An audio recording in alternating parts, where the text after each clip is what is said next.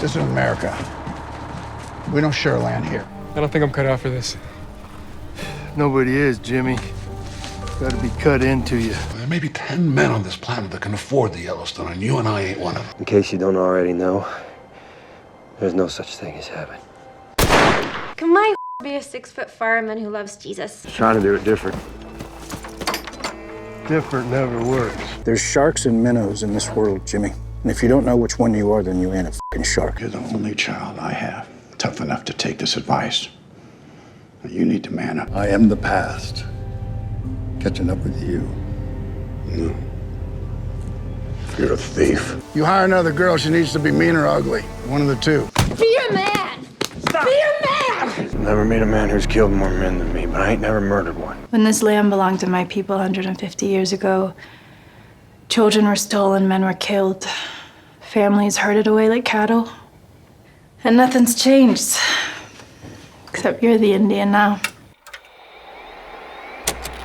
Howdy, y'all! This is Yellowstone, the show that makes everyone say, "Oh yeah, my parents love that show, but I've never seen it." Yellowstone is, or more accurately was, a TV show on the Paramount Network from 2018 to 2024, ranking as the most watched non-NFL broadcast for each of its final 2 seasons. That's right, it was even more popular than NCIS, Young Sheldon, and Blue Bloods. Thank God Blue Bloods has mercifully ended. What was that? They made a spin-off called Boston Blue?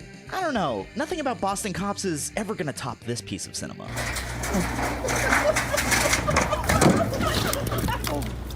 I promise I'll watch Boston Blue if they throw Donnie Wahlberg down that same slide. Now, for those of you who don't know, Yellowstone is the story of the Dutton Ranch, described by the show as the largest contiguous ranch in America, roughly 800,000 acres, or the size of Rhode Island. How can you stand there on a ranch the size of Rhode Island and accuse me of theft? Throughout the series, the Duttons fight off constant and vicious attacks from people who want to pry their land away from them. You know, by paying them hundreds of millions of dollars. God, I hate when that happens. I do have an offer from Market Equities at $10,000 per acre. There's 50,000 acres between those pastures. It's $500 million. The audacity! All we're gonna do is make you one of the richest men in Montana.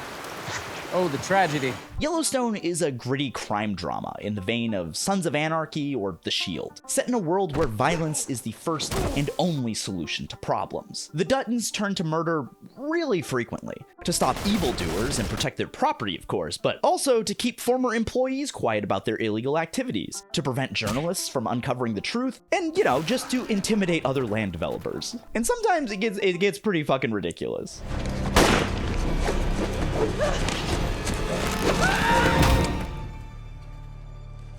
You know what stops a bad guy with a gun? It's not a good guy with a gun, it's a good guy with a lasso! In fact, they murder people so much on Yellowstone that they have a whole euphemism for it. You want off this ranch, you got it.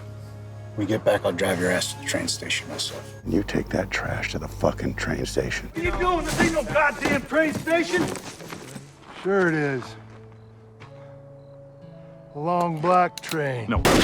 One way to think of Yellowstone is that it's like The Sopranos if Tony was a horse girl. Like The Sopranos and many prestige TV shows of the past 20-odd years, Yellowstone wants you to view its characters as morally gray. You know, they're not the good guys, just like Walter White wasn't the good guy. But it's clear that the show wants us to see them as under siege, the last remnants of a dying breed, forced into extinction by the modernization of the world around them.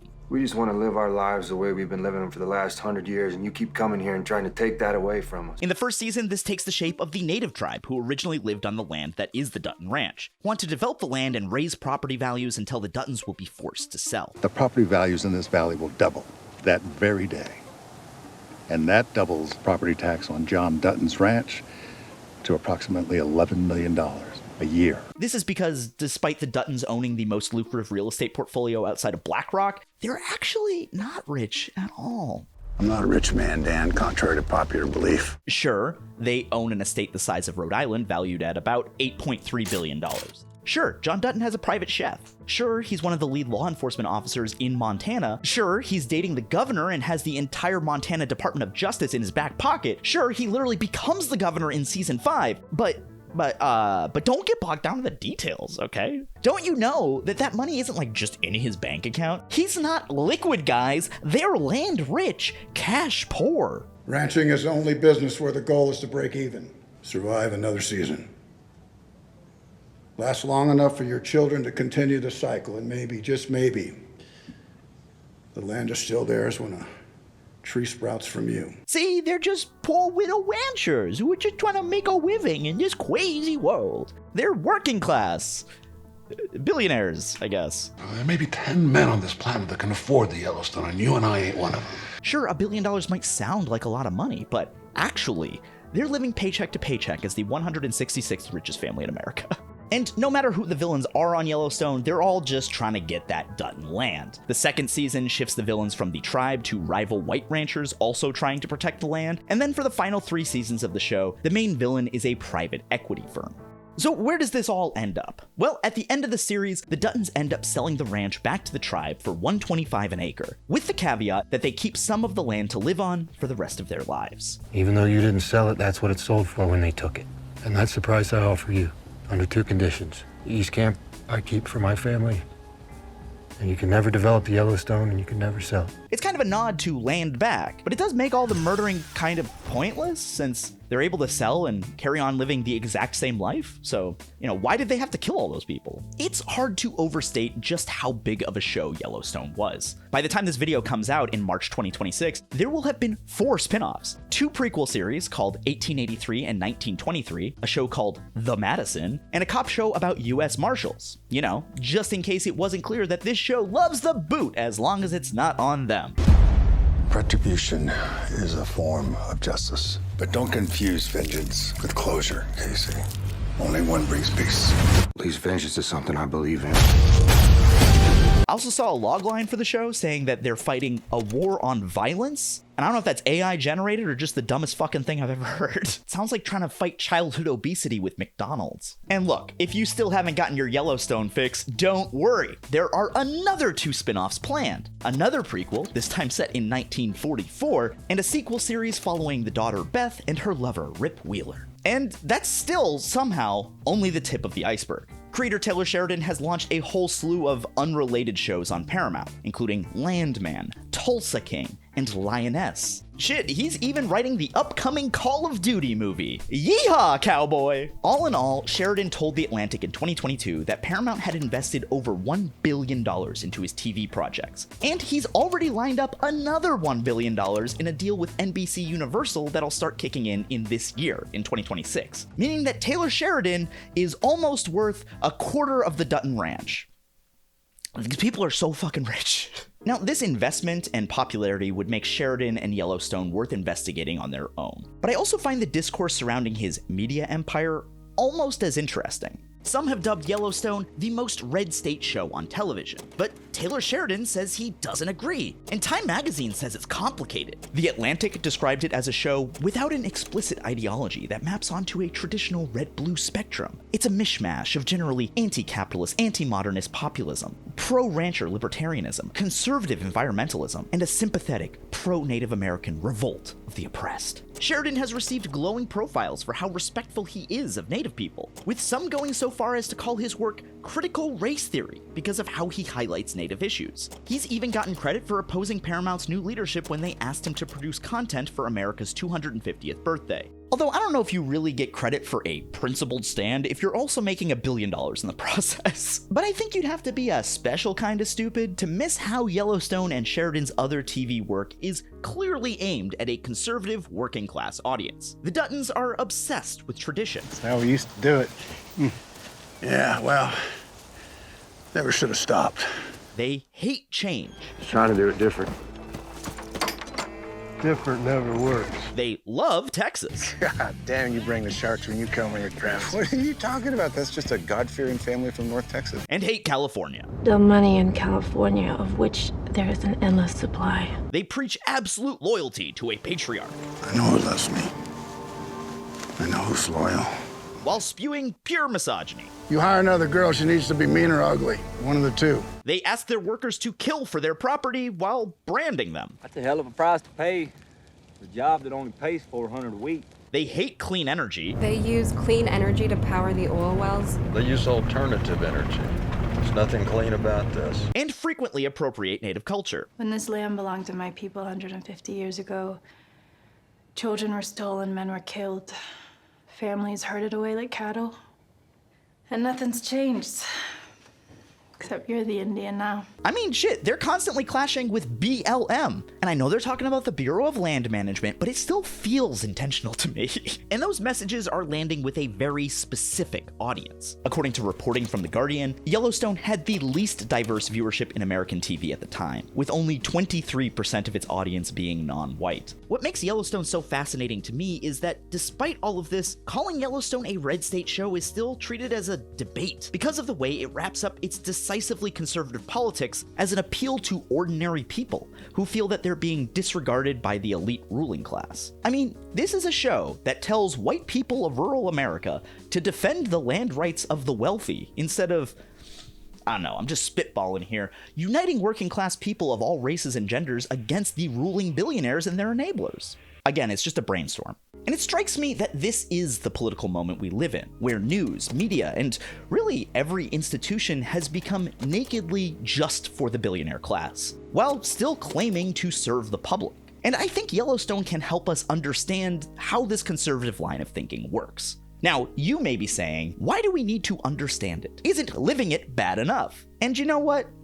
Fair enough. But I still think there's a lot we can learn. Just look at the runtime of this video. First of all, I think Yellowstone can help us understand the ways in which conservative ideas are laundered in a way that makes them seem apolitical, while still having a very clear ideological mission, which definitely seems to be the vibe of all of Hollywood right now. In researching this video, I found this line in an LA Times article stating, Hollywood studios say they're trying to avoid political bias. And that hyperlink was to a New York Times article titled, Hollywood's Message to Red States. Our movies are for you. I don't know what they think the red in red state means if it's not political, but okay, Disney has pivoted from supporting the Black Lives Matter movement in 2020 and some mild LGBTQ support to cutting transgender characters altogether, in a move CEO Bob Iger has pitched as getting out of the culture wars. At the same time, Disney has caved on bullshit legal challenges from the Trump administration and donated millions for his presidential library, which I assume will only stock copies of Art of the Deal, Mein Kampf, and Where the Fascist Things Are, you know, for the kiddos. But don't worry, that has nothing to do with politics or the culture wars, you absolute moron. The second reason to study Yellowstone is that Paramount has built an image around the Taylor Sheridan universe of TV, creatively called the Taylorverse. Something that promises to only escalate in coming years now that Larry Ellison, a Trump ally, CIA shill, and rabid Zionist, has acquired the network with the explicit goal of pushing America-centric news coverage they claim is for middle America. This is the guy who hired Barry Weiss to head up CBS News, where she has repeatedly killed stories for the Trump administration, claimed that Jeffrey Epstein's lawyer and frequent island roommate Alan Dershowitz is her target audience, and is holding a debate over whether feminism was a good idea. And you know, seeing where Barry Weiss is, I think it's a fair question, you know?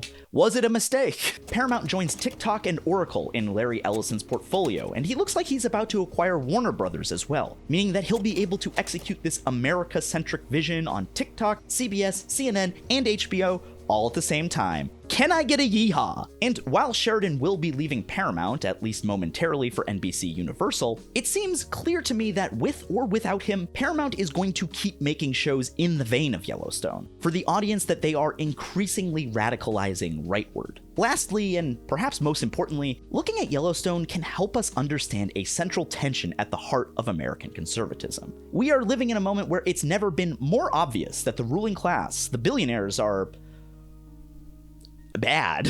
A 2025 Harris poll found that billionaires have never been more unpopular, with 76% of respondents agreeing that billionaires benefit from a system that disadvantages the rest of us, and that they are more concerned with protecting themselves than helping others. I mean, it's obvious, but 76% is quite is quite the consensus. I mean shit, we recently found out that rich and powerful people, from Elon Musk to Bill Clinton to Peter Thiel to Donald Trump to Richard Branson to Prince Andrew, were obsessed with getting to an island owned by a convicted sexual predator where they could have sex with young girls. Through emails, these men literally conspired with each other to not only procure young victims, but also on how to respond to feminazis, how to build a country with no minimum wage, and dreamed of wiping out black people altogether. There quite literally was a cabal of elites who conspired over how to screw over the working class, women, and non-white people, all while engaging in sex crimes. So why is one of the most popular shows in America an unironic version of this meme? But Yellowstone's audience doesn't see it that way. They see the Duttons as one of them,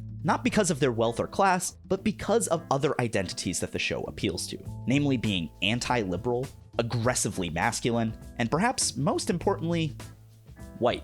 I've never seen a show more obsessed with performing identity politics in my entire life. Yellowstone truly is the final boss of the culture wars. You can't teach that. Teach what? Toughness. You're either born a willow or you're born an oak. That's all there is to it. I think before we get into Yellowstone itself, we should probably talk about the two major creatives behind it, Kevin Costner and Taylor Sheridan. Let's start with Sheridan. Taylor Sheridan was born in North Carolina in 1970, before moving to Fort Worth, Texas as a child. Despite his personal mythologizing as a cowboy through and through, he grew up in the city as the son of a cardiologist, performing in high school productions of musicals like Grease, but spent summers and weekends riding horses at a ranch his mother bought in rural Cranfills Gap, which is where he became a certified horse boy. By the way, we talk a lot about horse girls, but don't horse boys seem like way worse? Imagine a gross 14-year-old boy doing gross 14-year-old boy things like listening to Andrew Tate or eating boogers while also training for a dressage competition. Ugh. It's the worst of both worlds.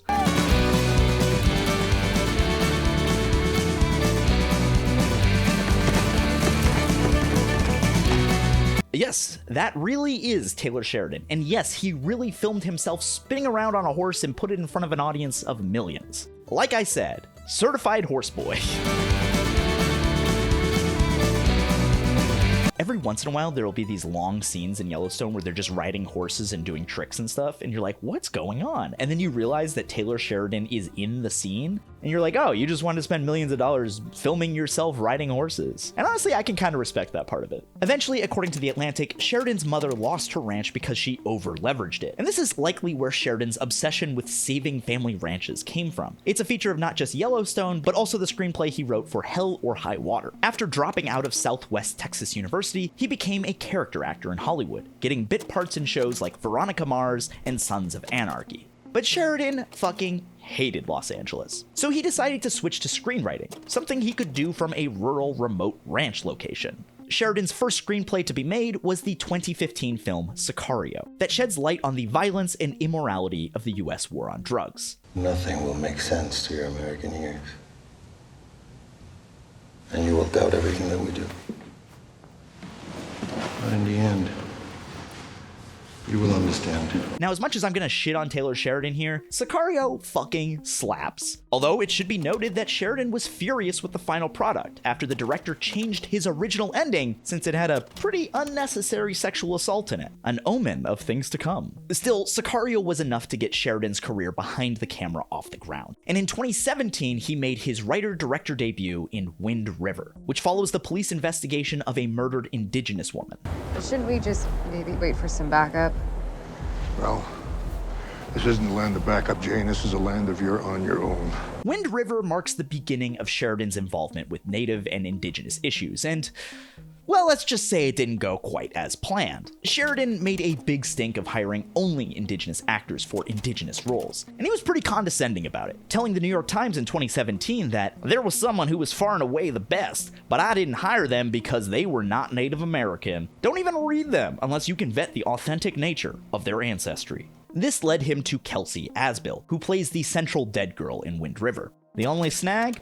Asbill is not Indigenous. Whoopsie daisies! While she claimed to be a descendant of the Eastern Cherokee Band of Indians, she never grew up around Indigenous people, and the tribe confirmed that it had no record of her. It enforces what we call red-faced, where non-native actors play native roles, which is about money, right? Because that keeps the labor, the exchange of money for labor goes into non-native hands, but it's also kind of treats native identity as a costume, right? That it's just, oh, good enough. She's got black hair and dark eyes. Good enough. That's Liza Black, an associate professor of history and Native American studies at the University of Indiana, as well as a citizen of Cherokee Nation. And it also keeps non-native people in control, right? She got the money, but it's also power, it's also control. She's influencing how that character looks. She might even be influencing storylines. I mean, we know actors can influence these things. Even aside from Asbill's casting, many Indigenous folks took issue with Wind River. After all, while the film is supposed to be centering Native issues, the film's two protagonists are white government agents coming in to save the reservation, despite the fact that the entire issue of missing and murdered Indigenous women is that white cops do not investigate them in the first place. Sheridan has even taken credit for Wind River actually changing a law, referring to the Violence Against Women Act in 2022, which really pissed off Indigenous women. Native rights attorney Mary Catherine Nagel laid it out this way in her statement. Yellowstone creator Taylor Sheridan's attempt to take credit for the passage of VAWA is gross and completely discredits years of tireless advocacy from the Native community. His movie Wind River perpetuates the myth that the FBI investigates MMIW cases. They do not. Sheridan should be apologizing, not taking credit for a victory secured by Indian country advocates and led by Native women. Now, you might think that someone who claims to care as much about Indigenous issues as Taylor Sheridan does would maybe take this feedback and adjust, but obviously he didn't do that. Despite knowing that Asbill was not Native, Sheridan decided to cast her again to play one of the two most prominent Native roles in Yellowstone, where she plays Casey Dutton's wife, Monica. Double whoops! This strained relationship with Indigenous communities isn't unique to Taylor Sheridan, though. It's been a key part of the career of Yellowstone's star actor, Kevin Costner, who is probably best known for his film, Dances with Wolves. You know, he's like a turd that won't flush. Sorry, that was Waterworld. I don't know how that got in there. This is Dances with Wolves. I'd never really known who John Dunbar was. Perhaps the name itself had no meaning. But as I heard my Sioux name being called over and over, I knew for the first time who I really was.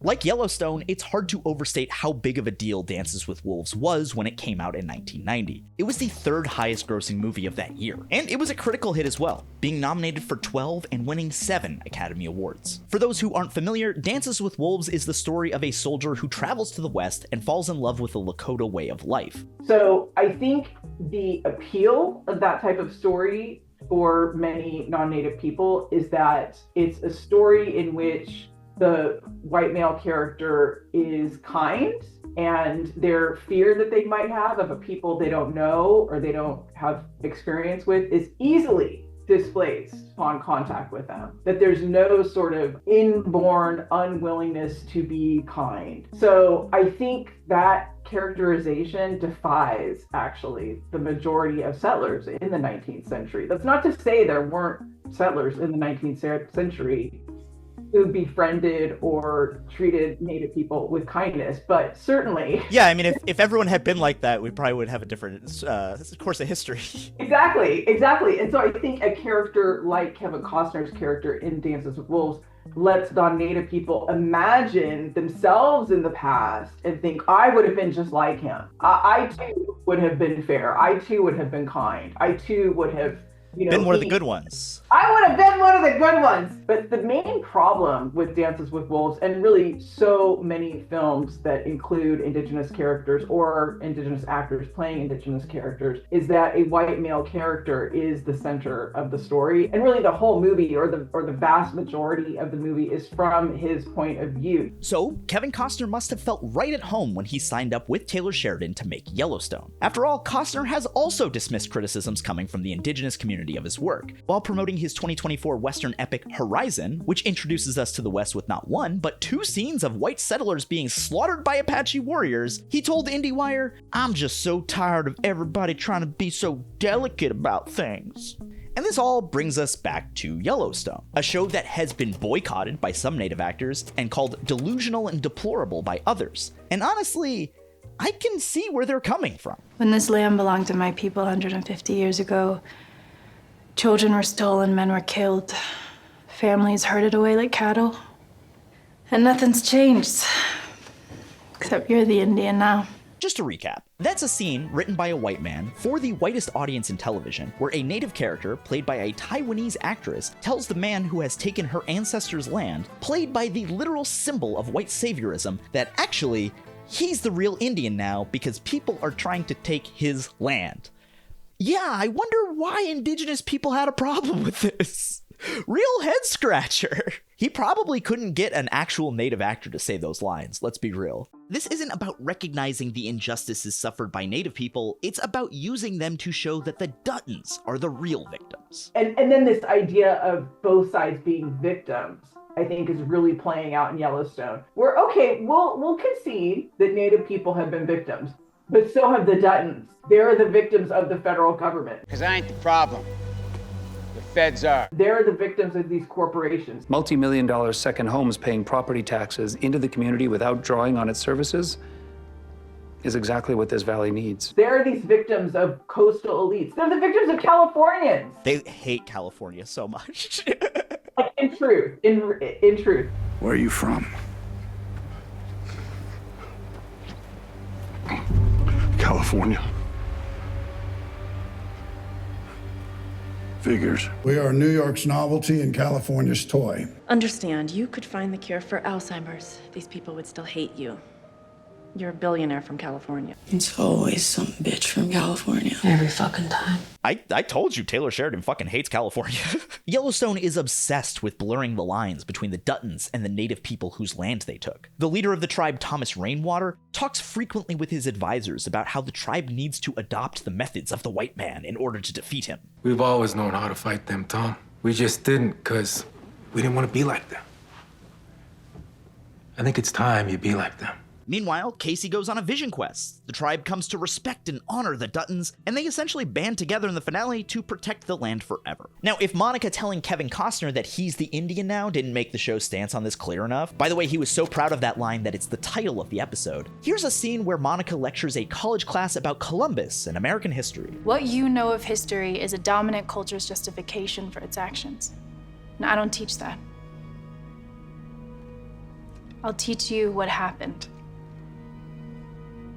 To my people and to yours. Because we're all the descendants of the subjugated. Every one of us. I mean, some people certainly more subjugated than others, right? Right? Look at how white that room is! This is even made very, very explicit in the finale of the series, where, like I said, Monica's husband Casey sells the ranch to the tribe for pennies on the dollar. Even though you didn't sell it, that's what it sold for when they took it. And that's the price I offer you. When the tribe takes over, they bulldoze the old Dutton house, but they make sure to keep the Dutton headstones for a very specific reason. They protected this land. They died for this land. And this land is where they'll stay. But like, who did they protect it from exactly? Their employees? Nosy journalists? Attempts by the tribe to get it back? Themselves? This kind of appropriation of the indigenous experience is all over Yellowstone. If you thought I'd given you the worst example already, oh, you sweet, sweet, naive child. Buckle up for this one from season 3. It's a doozy. You see, for the entire series, the daughter of the family, Beth, has hated her brother Jamie, beating him up, mocking his masculinity constantly, and just generally being super cruel. I gotta tell you something. And it comes from a place of love. You should really consider killing yourself. Fans wondered for seasons why Beth hates Jamie this much. And in season 3, Taylor Sheridan finally gives us a reason. Turns out that Beth got pregnant as a teenager and went to Jamie for help. Instead of taking her to Planned Parenthood, since everyone would recognize the rich and powerful Dutton name, there's a Planned Parenthood in Billings. Take her there. I can't. Everyone will know. Even though they're also poor widow ranchers, Jamie takes her to an Indian health clinic. And this happens. A requirement of patients receiving an abortion at this clinic is sterilization. Understood. That's right. Jamie gave Beth an unconsensual hysterectomy. I didn't ask you for a fucking hysterectomy. Non-native, viewers won't know that Native women were sterilized in facilities run by the federal government, not the tribal government. They were run by the federal government, by mostly white male doctors who were working for the federal government, and they sterilized Indigenous women deliberately without their consent, without their knowledge, and these women only figured it out because they couldn't have children. The sterilization of Native people in the United States was official government policy as part of its ethnic cleansing and assimilation campaigns. And that policy continued deep into modern times. In 1970, Congress passed the Family Planning Services and Population Research Act, which cleared the way for sterilization to address overpopulation, which really just meant making sure poor people and people of color had as few children as possible. And this policy was horrifyingly effective against the Native community. According to Wakazo Sa, a journal of Native American studies, during the 1970s, the per capita sterilization rate for Native American women was 42%. Fertility dropped from 3.79 children per Indian woman in 1970 to just 1.79 in 1980. But on Yellowstone, we only ever see this trauma through the eyes of Beth, a rich white woman, you know, the exact opposite person this kind of policy was targeted at. And so this is just, to me, just utterly, I mean, I can barely even speak about it. It's just abhorrent to me that they give all this lore about Beth and her brother. What happened, right? And then you finally find out, and it's that this rich white miner got sterilized at a Native clinic. I mean, it's just beyond insulting. And so that's like its own type of appropriation, right? Where Beth's deepest pain, right? The thing that makes her act so violent and so unstable comes from Native people. In fact, they don't even mention that this was happening to Native women at all. You're just kind of left to infer it from the interaction. To make matters worse, this isn't even remotely how it would have played out for Native women. You can't get an abortion at an IHS clinic. Since the Hyde Amendment took effect in 1980, before Beth was even born, federal funds have been banned from being used for abortion. You can only get an abortion from one of these IHS clinics if the mother's life is in danger, or in the case of rape or incest. The whole thing with sterilization of Native women is it was a secret.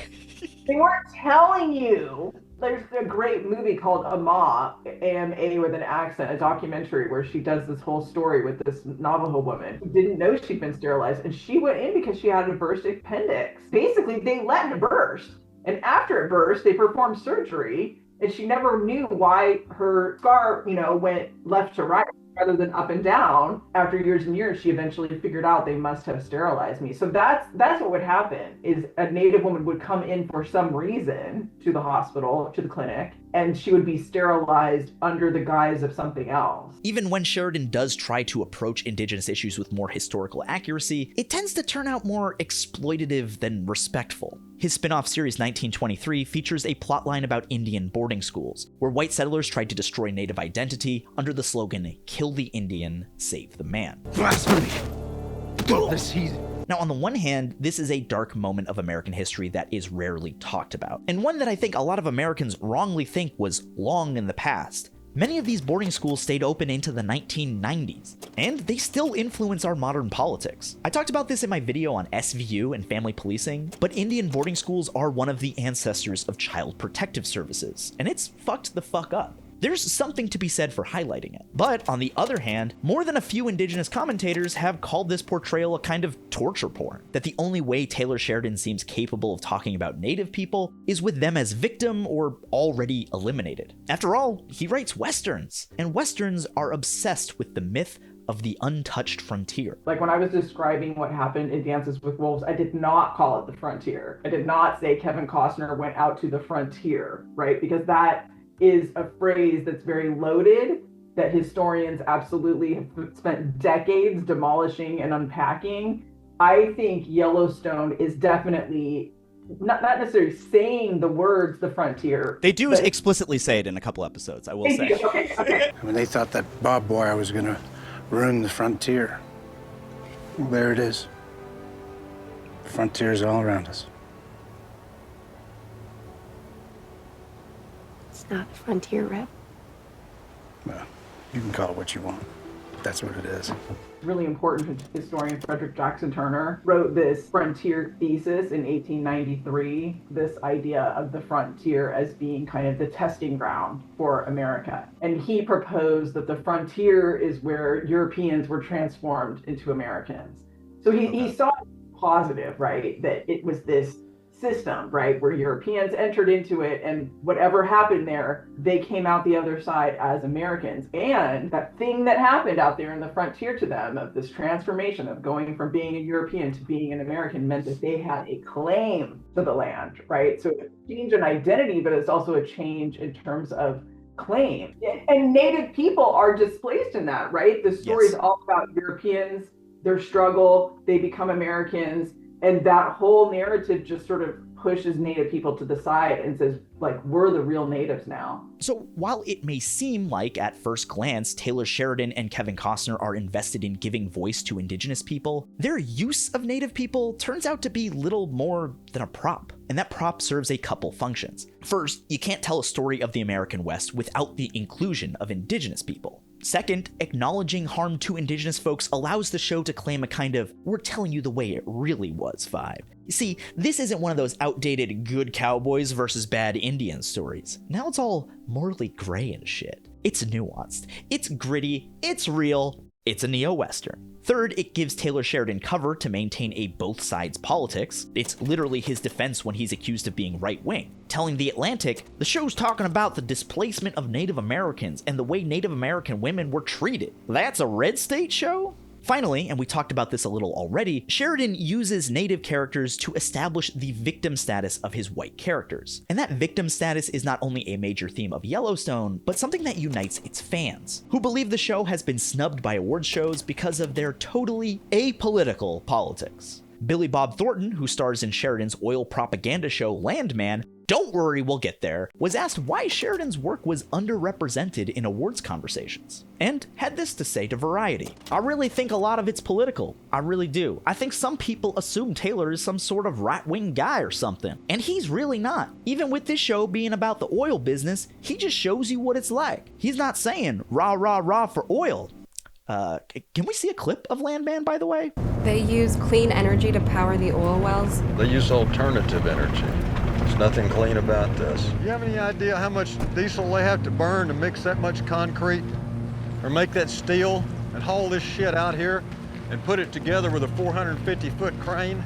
And don't get me started on solar panels and the lithium in your Tesla battery. I think the only way that scene could have been more rah rah rah for oil was if it was performed from the oil bath in Dune. But in all seriousness, part of me can understand why Sheridan's audience might feel ignored. Yellowstone clearly has the look and feel of a prestige TV show. Sheridan's projects feature major movie stars like Kevin Costner, Harrison Ford, Helen Mirren, and John Hamm. The production value is sky high. Each minute of 1923 costs roughly $500,000, which personally I think is overspending because you can't take a bad photograph of Montana. But look, I study TV. I watch it for a living. And aside from the politics, Yellowstone's got problems as a TV show. Its characters are wildly inconsistent, especially Beth. In one breath, she'll claim she hates her brother for how much he tries to please their father.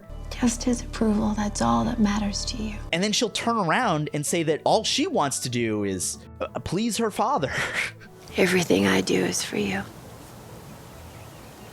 To please you. She calls Jamie evil pretty frequently. That is what makes you truly evil, Jamie. And you are evil. You know that. You have to know that. But then later, she'll claim that actually there's no such thing as evil. I subscribe to Nietzsche's thoughts on right and wrong. He was a German philosopher, died of syphilis after he cornholed some prostitute. So not exactly a life to model yours after. But his thoughts on right and wrong, good and evil, which were, there's no such thing. That I believe. By the way, those comments are literally 4 episodes apart. I mean, the 90-minute pilot episode of this show is about how some of the Dutton cows wandered onto the reservation and how some of the more militant members of the tribe are trying to keep them. The Duttons use their position at the head of the Livestock Commission to illegally go onto reservation land in order to steal the cows back. Because this is Horseboy Sopranos, obviously it ends with a massive gunfight, and Casey ends up killing his brother-in-law, execution style. In case you don't already know, there's no such thing as heaven. Imagine having to die and that one-liner is the last thing you hear. And you know that it's going to end up on the Facebook profile of the worst kid you went to high school with.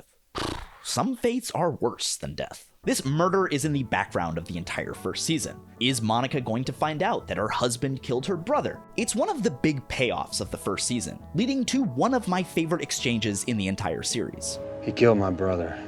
He was gonna kill me. I had no choice. Choice was not to go.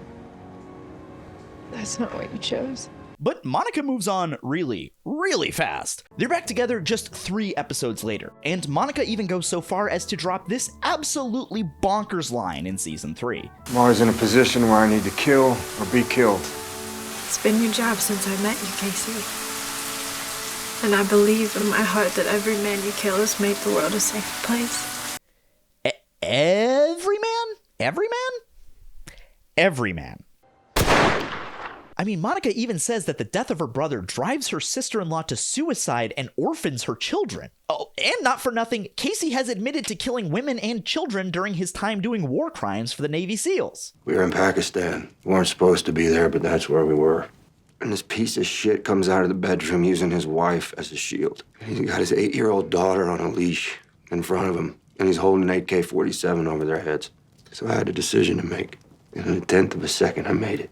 I killed him and his wife and that little girl. These aren't minor nitpicks. They are defining aspects of 3 of the most central characters of the entire series, as well as the inciting incident for the show in the first place. Look, I could go on, but I think you get the point here. There are plenty of TV-only reasons for Yellowstone to not be nominated for awards. Plus, award shows are stupid. But none of that matters. What matters is that the fans of Yellowstone can rally around this idea that they're the victims now.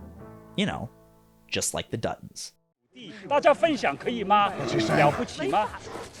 What's he saying? Says that it's wrong for one man to own all this. He says you should share it with all the people. Yeah.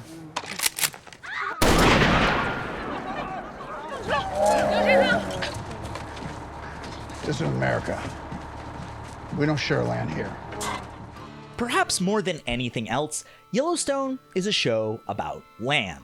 Beyond the beautiful vistas that make every shot cinematic, everyone is essentially fighting over real estate. This idea of who has a right to the land, who deserves it, and what that ownership represents. In 2022, Ross Douthat, a proud Christian nationalist whose job is to acclimate New York Times readers to Christian nationalism using less charisma than Ben Shapiro, was pretty spot on in his New York Times piece, writing, "In the most popular show on American television, Yellowstone, the heroes are the rich owners of a vast, gorgeous spread of Montana real estate. The villains are anyone else who wants to live there." That is the only time I'll ever hand it to Ross Douthat. Kind of makes me want to vomit. The title sequence of Yellowstone itself is all about the evaporation of this land and the way of life it represents, beset by modernization and ink splashes that make it feel as though it's disappearing before your very eyes. As I mentioned before, the first season puts the Duttons at odds with the Broken Rock Reservation, and that conflict makes these questions of who has a right to the land very explicit. I've been nothing but a friend to everybody here. If somebody wants me to leave, you can tell them to come make me. Pretty silly thing to say on a reservation.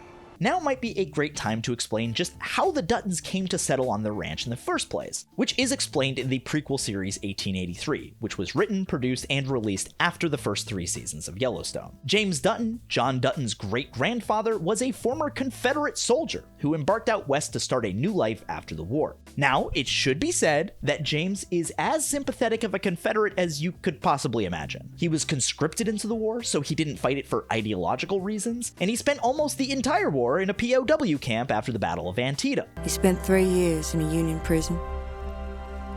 When he came home, my mother said he weighed 97 pounds. Like I said, he's not your stereotypical Confederate, but I do think it seems a little suspicious that Taylor Sheridan is bending over backwards to make a Confederate seem as inoffensive as possible. Anyways, James travels across the Great Plains, where his daughter Elsa falls in love with and marries a native man, before immediately being killed by a poisoned arrow shot by a Lakota warrior.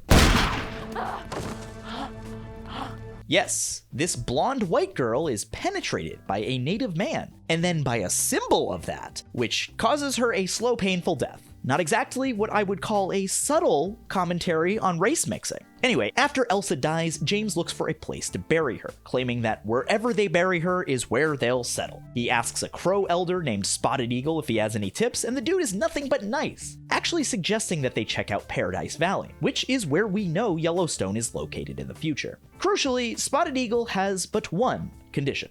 Someday, my family might seek to hunt that valley. And if they do, you remember me. And you let them.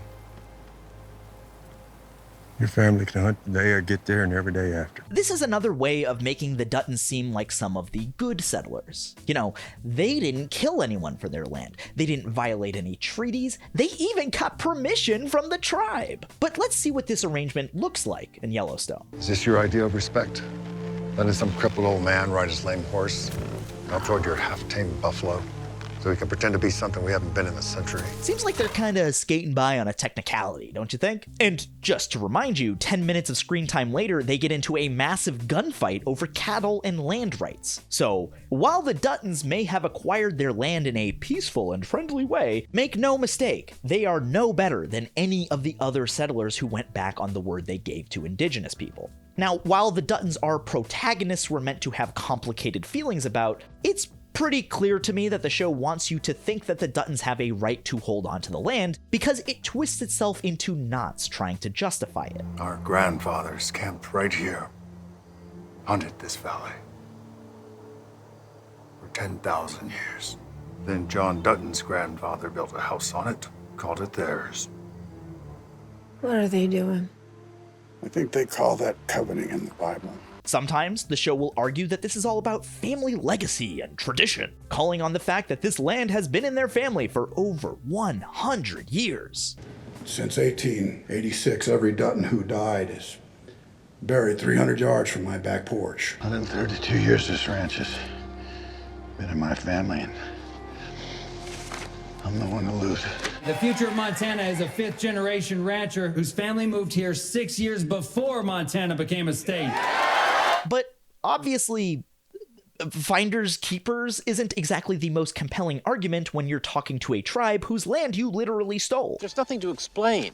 You're trying to kidnap what I've rightfully stolen. Jamie even mentions in one episode that the ranch is growing. What did I ever lose? This is the largest ranch in Montana. It's 200,000 acres larger than it was when I became chief counsel. Claiming an ancestral right to the land also relies on conveniently deciding that tradition and legacy began exactly in 1883. No earlier, no later. And that's likely even more hypocritical than you might first realize. After all, cattle are not even native to Montana. Cattle ranching was a huge industry in Texas in the 1800s, which itself, like the concept of the cowboy, were imports from Mexican culture and business. Long story short, some ranchers moved up north and settled in Montana, where they then hunted the animal that was already there, the buffalo, to near extinction because of the diseases they posed to cattle and to deny native people their primary food source, and then reorganized the economy around this ranching. In other words, a bunch of people from Texas moved to Montana, took the land from the people who were already there, and then tried to make it as much like the place they came from as possible.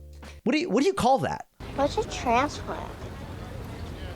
It's a person who moves to a place, and then they try to make that place just like the place they left. That don't make sense. Not one bit.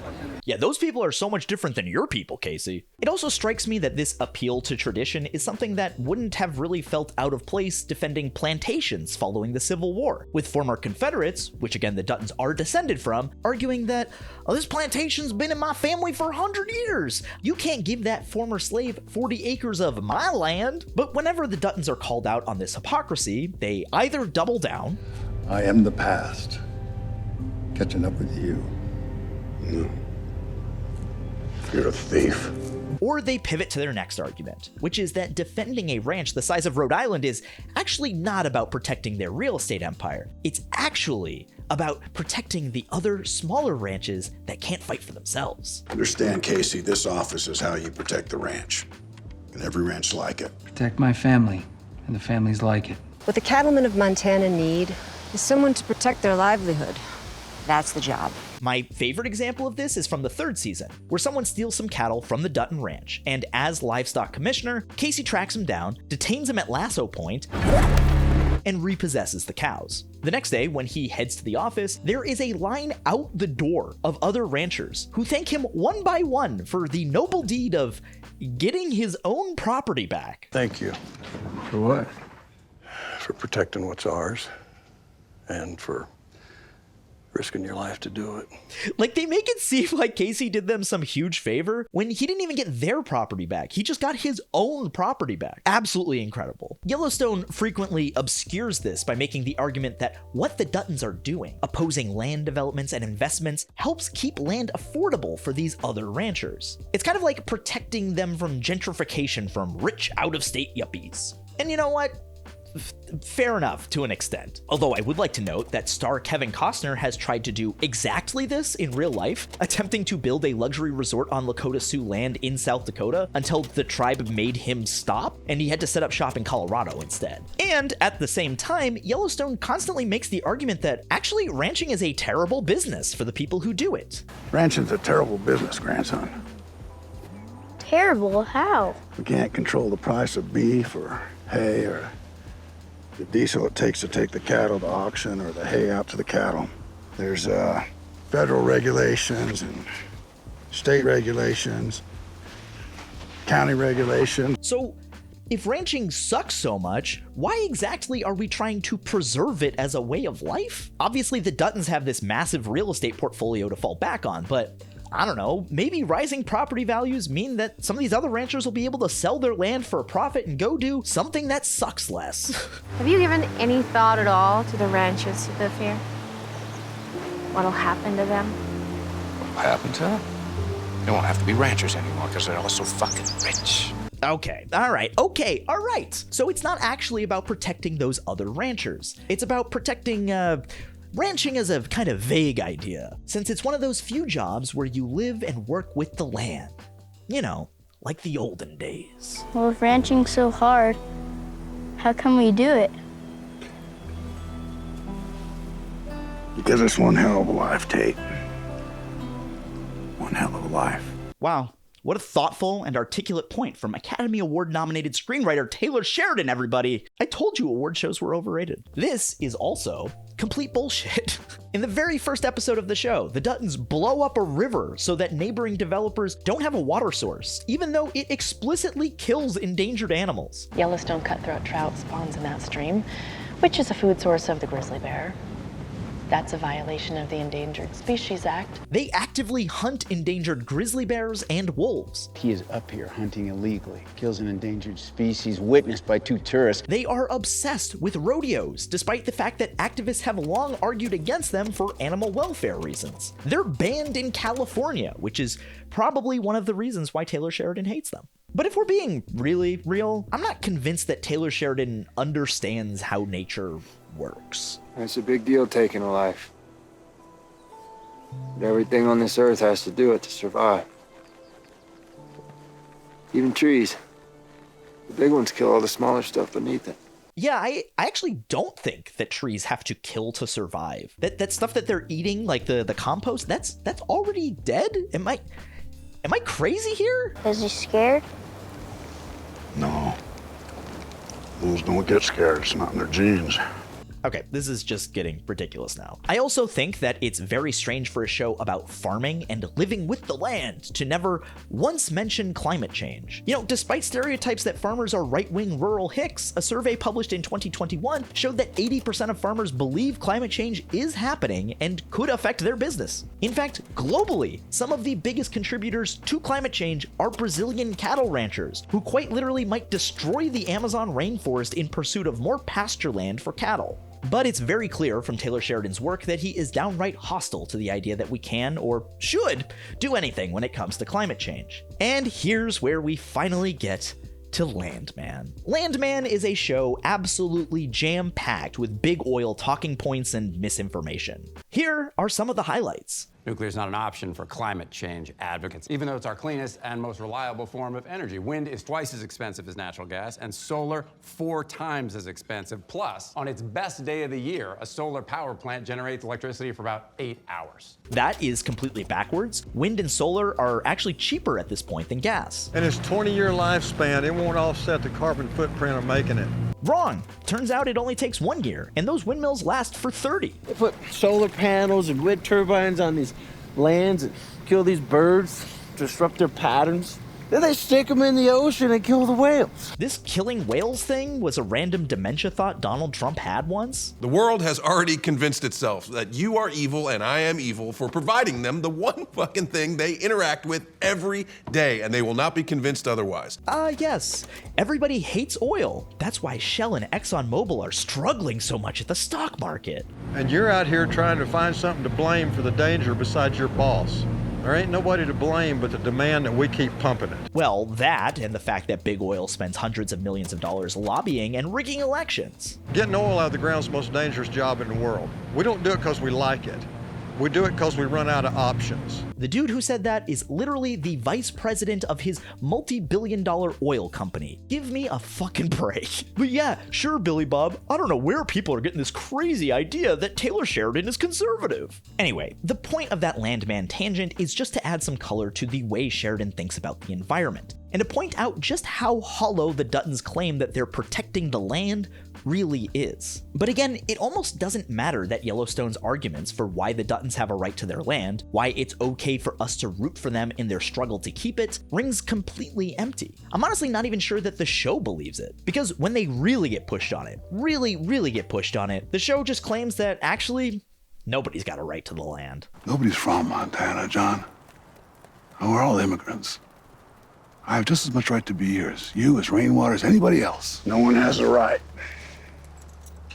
You have to take the right. Or stop it from being taken from you. Aha! So it is finders keepers. This is one of Yellowstone's favorite tricks. The Duttons frequently claim the moral high ground, but when they get called out on the fact that they are not all that moral, all of a sudden it's, who's to say what's right and wrong, really? Don't you know morality is a social construct? So don't pretend like I'm the bad guy here. I mean, when you think about it, isn't human existence really just one long daisy chain of theft? It's the one constant in life. If you build something worth having, someone's gonna try and take it. So, this is what an Ivy League education will get you. No. This you have to take. Man will choose to take what you built rather than try and build it for himself. Every civilization in this world built on top of the one they conquered. We wish it wasn't so, but it is.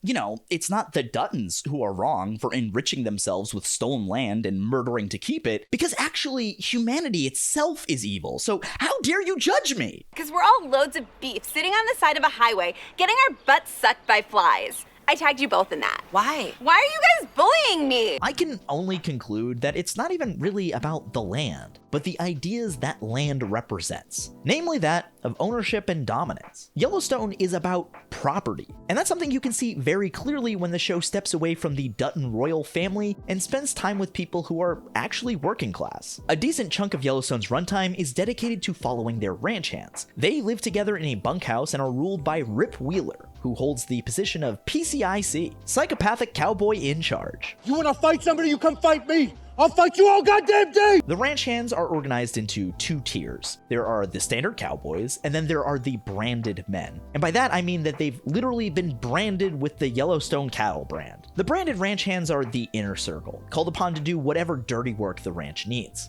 Karma comes in all shapes and sizes.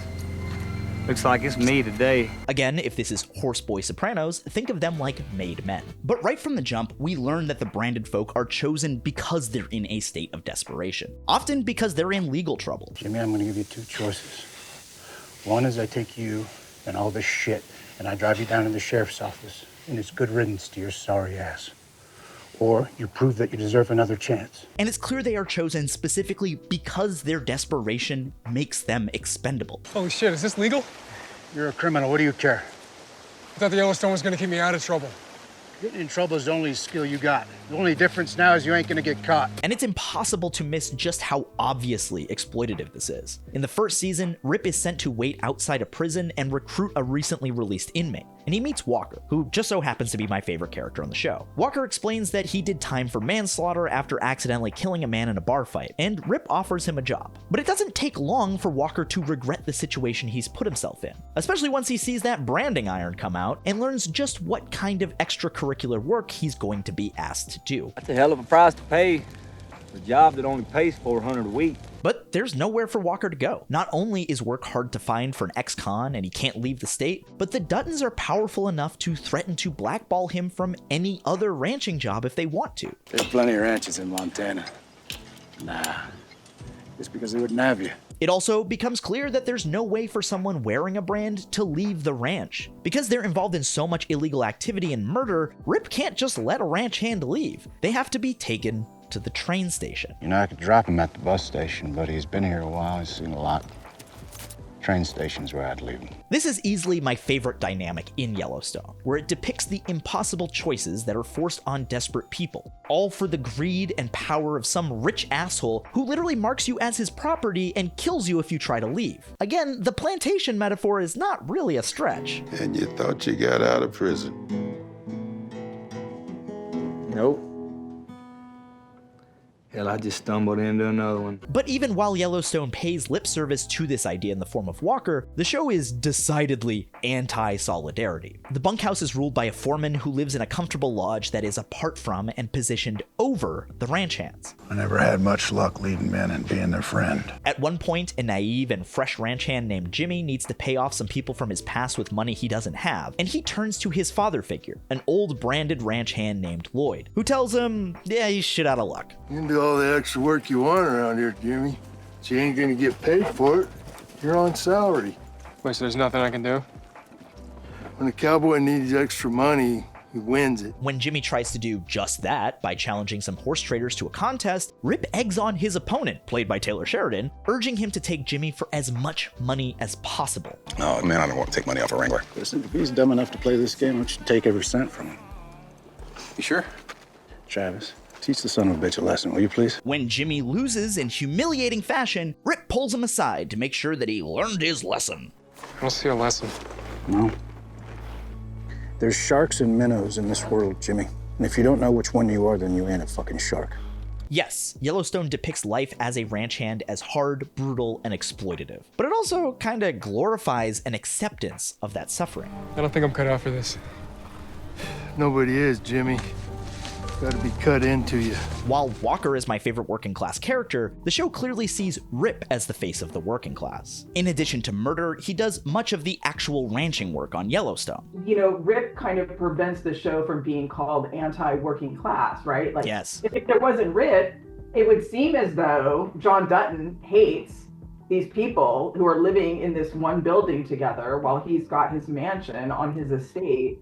And you know, they're living in sort of unpleasant circumstances. And Rip is the perfect foil, though. He's almost like how it works how Native people do in the show, right? Because it's like, oh, you know, well, he chose Rip. That means he is John. It does have this kindness within him because he shows this kindness to Rip, but it's not kindness. Rip was found to have wandered onto the Dutton Ranch when he was just a child. Turns out his home life was incredibly violent, and that Rip murdered his father after his father had killed Rip's mother and brother. So John decides to let him stay.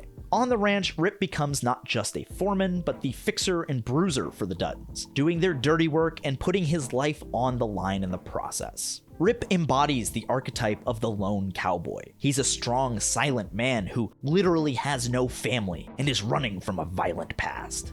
I'd rather kill 1,000 men than shoot another horse. But he's also an idealized worker, loyal to the bone while still knowing his place. They might let us stay here and get old and rusted, but we're just tools. That's all we'll ever be.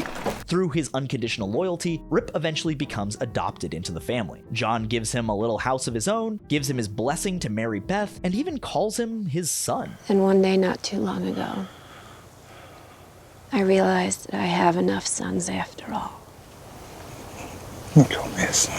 Although John doesn't actually think of him as a son. Just a few minutes later, he asks Rip to sacrifice his life for the family, making it pretty clear why he's picking him instead of Casey. Go get Rip. Can't risk your son.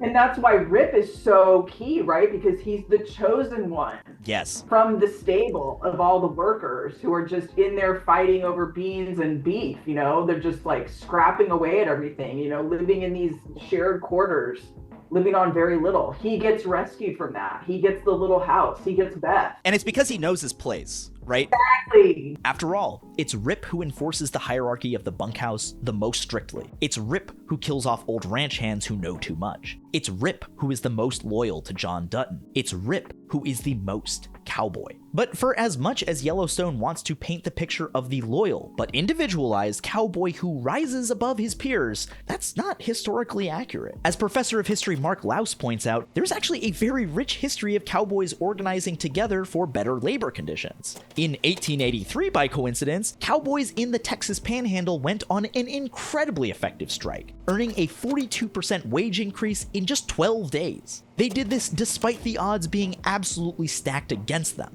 As Louse explained to the Labor and Working Class History Association, they were probably as unlikely a group of workers to organize collective action as we could have. They were seasonal workers with no job security and nothing like we would call a work history. I think this is actually a really inspirational story of worker solidarity coming from real cowboys. One that Louse says proves that class struggle isn't an exotic import from Europe to the Americas, or the East to the West, or the North to the South.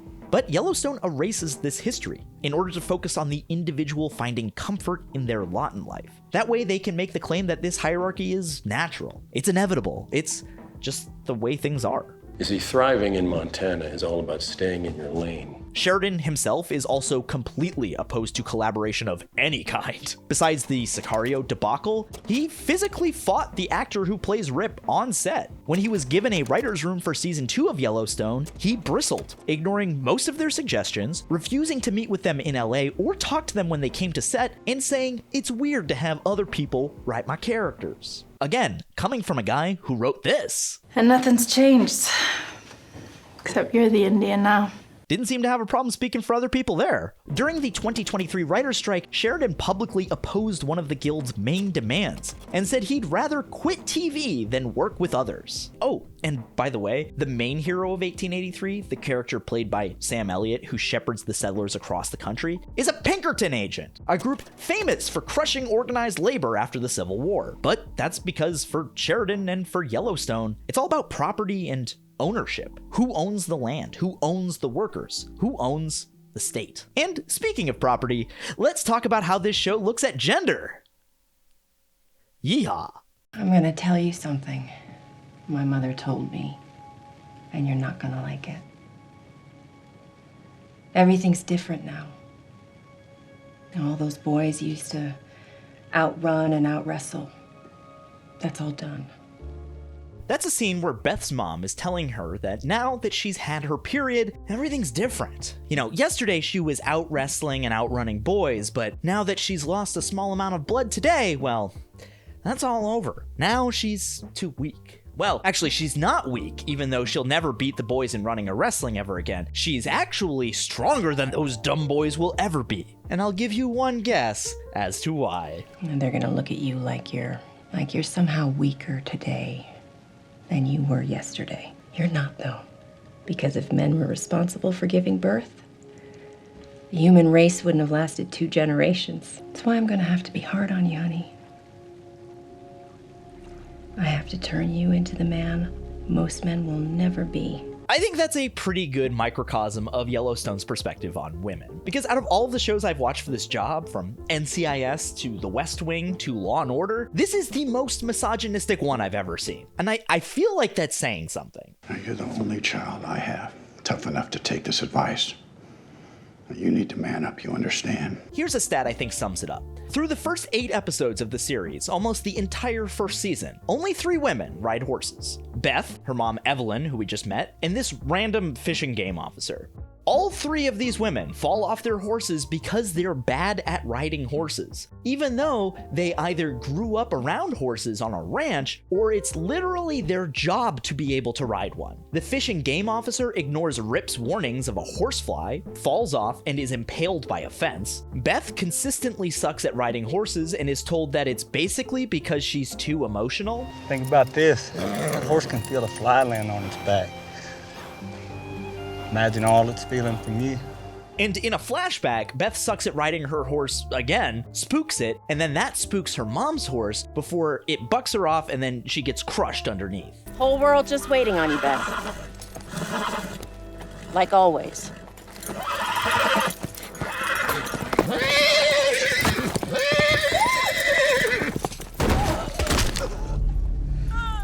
Honestly, I think that's just instant karma for being mean to a kid. The best part of this scene is that Evelyn does not die immediately. She has just enough time to cram in one more bitchy comment. Get your father. Let me. I ride faster. She did this. Let her undo it.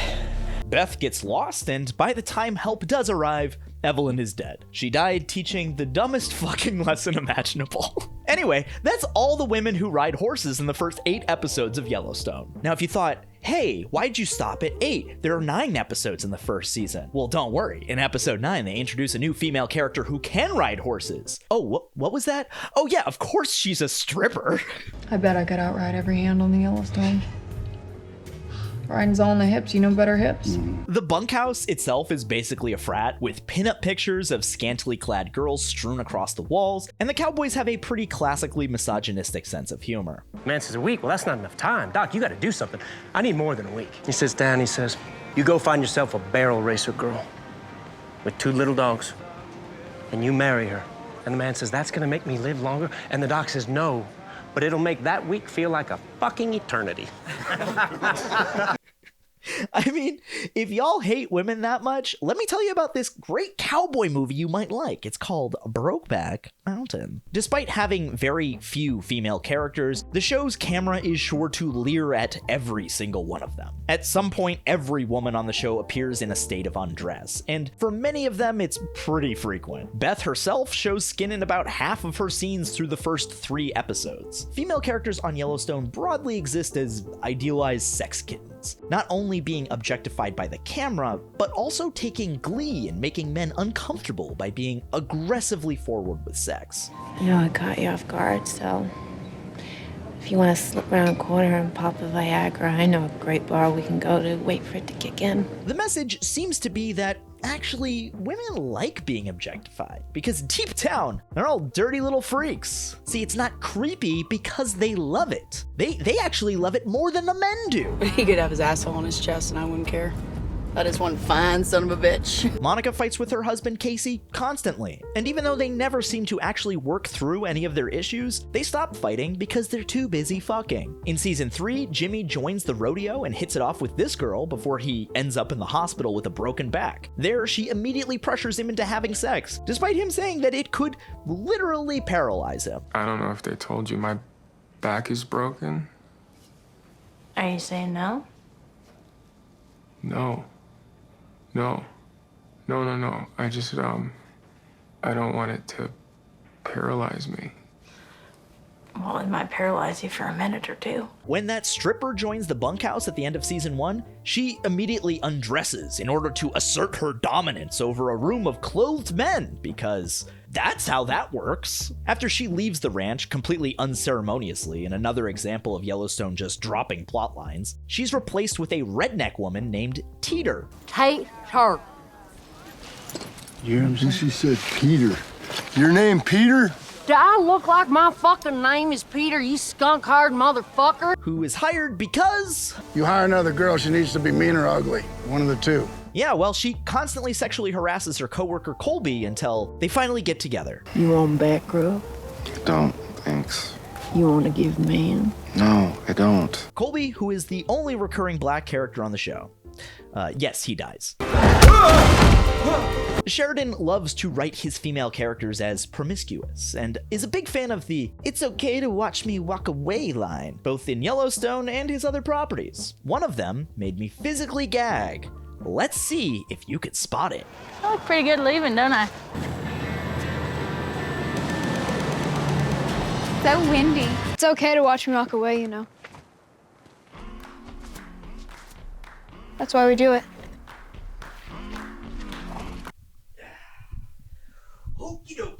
I can't believe they aired that. Like, remember when people were freaking out about cuties? By the way, that was literally the second scene Mr. Landman's daughter was in. Here's the next one she's in. I'm gonna regret asking you this, but what is this rule? As long as he never comes in me, he can come anywhere on me. That is your literal father. I really regret eating before this. Landman is especially egregious when it comes to objectifying women, and I could probably do an entire video just about Ainsley being a poster girl for misogyny. Okay, one more example. Here she is making the case for light eugenics. It seems detrimental to really humanity in general that a university would try to keep the prettiest girls from dating the tallest, most athletic boys, who could then get married and make babies that are like really, really pretty and athletic, like even more athletic than their parents. I think it's also hard to miss just how much Sheridan loves to beat up and torture his female characters. In season 2, there is an unbroken 5-minute scene where Beth is tortured, and then they leave her face all fucked up for not just the rest of the season, but also the rest of the next season. This violence against women is often blended with their sexuality as well. In season 3, Monica volunteers to help find a serial killer who's been targeting Native women, but the way she helps is by getting assaulted so that a sniper can take him out. Also, recall how Wind River's plot is about a murdered woman, and how Sheridan wanted Emily Blunt's character in Sicario to be sexually assaulted, and how I already told you that the young central blonde girl in 1883 is pierced by a native phallic symbol and dies of poisoning the episode after she marries a native man. I really want to know what girl broke Taylor Sheridan's heart in high school, because clearly he never got over it, and now it's all of our problem. I don't know anything about her other than that she was definitely blonde. Well, not a natural blonde, because even the women of 1883 haven't died. But don't worry, he's just telling it the way it was. In some ways, the women of Yellowstone police gender roles even more aggressively than the men. Be a man! Stop. Be a man! Stop. Be a fucking man! How's that for a man? A man would have walked away. Oh, you fucking got him! Oh, you got him! Ooh! Jimmy's girlfriend literally gives him an ultimatum saying that she'll only stay with him if he competes in more dangerous rodeos, despite, again, having ended up in the hospital, because, you know, that's what a real man would do. I saw a man who risked his life to do what he loved. And I fell in love with him. Be that man and you can have me. But be this one, and I'll see you later. There's also this very weird undercurrent on Yellowstone where every time a woman is a victim of violence, a man will come up to them and kind of whisper in hushed tones, Did they, you know, did they? Beth, did they? The men are obsessed with this idea that not only have their women been beaten, but that they've also been violated. And you can tell that they're almost kind of hoping that they were, because it would justify the maximum amount of violence. They didn't rape her. If they had, we'd be hanging their families from the rafters. 80 years ago, we could have hung them from a tree, but today, this is the best I can offer. Men on Yellowstone are portrayed as universally violent. The cowboys seem incapable of going an episode or two without a fistfight. In fact, the show makes it pretty clear that men are indeed so inherently violent that the only thing that can protect women from the violence of men is an equally violent man. How did you make him stop? My boyfriend put his head through a wall. Then I smashed his skull with an 8-pound ashtray. New boyfriend. Big ass ashtray. And I guess you just hope he never turns on you. Men are constantly referred to as some form of natural evil or violence. And it's actually good that they're fighting because they're blowing off some steam. Until they find a cure for human nature, a man must stand with his people. It's always the innocent who pay most dearly for the things we men do. There's no such thing as a good man, Casey. All men are bad. But some of us try real hard to be good. Pretty much every single man on Yellowstone gets into a fight at some point. Even AARP Kevin Costner gets to win a pretty unconvincing one in a bar. This kind of violence is very common in the Western and neo-Western genre, depicting a world where might makes right. And I think Westerns are often saying violence supersedes law. There might be law here, but it doesn't matter. Violence is what dictates the truth. Violence is what dictates who's right and who's wrong and who's powerful and not powerful. And the Dutton family, they operate completely outside of the law. They see their violence as good, as productive, as necessary because they're under siege. We're protecting something important. What you're doing, your violence is destructive. And I think that's a really dangerous way of thinking about violence. Or, in the much simpler words of Casey Dutton, Never met a man who's killed more men than me, but I ain't never murdered one. the women of Yellowstone are often completely oblivious to the violence around them as well. Beth tries to blackmail Jamie when he drops off a body at the train station, and then is flabbergasted to learn that the entire family has been doing this for like decades. Wait, did you even know? Do you think I'd just pick a turnout on the Wyoming border fucking random? There is a century's worth of our family's secrets down at the bottom of that canyon. Monica is kept in the dark about a lot of the Black Ops violence that Casey was doing, and even at one point rejects a kind of retributive justice. Doing it to her doesn't undo what she did to me. But crucially, both Beth and Monica come to embrace this kind of violence. Beth kills Jamie in the series finale, and Monica completely embraces Casey's murderous rage. And I believe in my heart that every man you kill has made the world a safer place. I know we already talked about that scene a little bit, but it's just fucking wild. I guess if she had said, I believe in my heart that every man, woman, and child you've killed has made the world a better place, it just wouldn't have rolled off the tongue quite as well.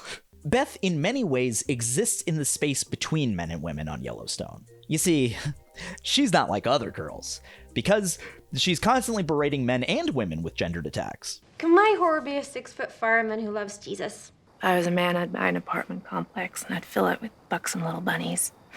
I'd start on the first floor Friday and end up on the roof by Sunday. You ever been to a place like this? No. It's a real tightrope for men. You act too meek, the whole place will eat you alive. You act too strong, the whole place will test you. She'll even literally fight women if they encroach on her territory. I thought take a walk was a metaphor. You actually meant it. Nope. In the second season, Monica is racially profiled at a boutique, and Beth comes to her rescue. But she doesn't simply save Monica, she makes sure to violently humiliate the store owner, forcing her to strip until Monica makes her stop. You're lucky she has a conscience.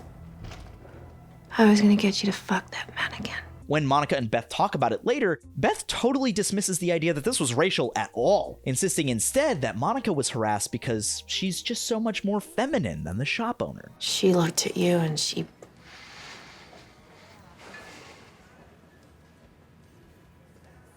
Younger. Prettier. Better. She fucking hated you for it. Of course, in the eyes of the show, Beth has been made less of a woman through that sterilization plotline. She's unable to have children, which we know she was explicitly told was what made women strong. You're stronger than all of them. Because if men were responsible for giving birth, the human race wouldn't have lasted 2 generations. This is why she's so violent and angry, you see, like a man might be. You're the only child I have tough enough to take this advice. You need to man up, you understand? But I think the strict gender rules that Yellowstone presents are less about developing the characters of the show and more about mythologizing a very specific vision of family. I weigh every decision against one thought, Monica. To consider other families before my own is to fail them as a father. He used to say when his wife died, it killed the whole family. Why, what did Jamie do? Shows himself. The patriarch is, I think, a trope that they're really heavily engaged in. And also the idea that you have to be loyal to the patriarch, that loyalty to the patriarch is absolute. Whether that's your father or your husband. Your place is not with me, honey. It's with your husband. You're going to have a choice, Jamie. Serve your father's family, or serve your own. I know who loves me. I know who's loyal. Ah, Beth, it's a nice night.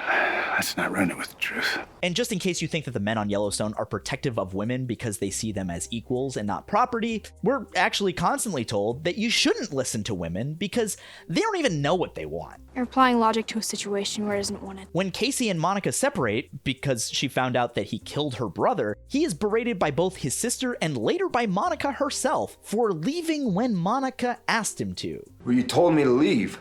Yeah, everyone keeps telling you to leave and you keep doing it. What you're supposed to do is fight for the life that you want. That's not what you asked me to do. Yeah, sure, she asked you to leave because she found out you murdered her brother and drove her sister-in-law to suicide, but you weren't supposed to listen to her. She was being hysterical. I think the show's perspective on family and patriarchy are best summed up by the governor of Montana. We don't have families.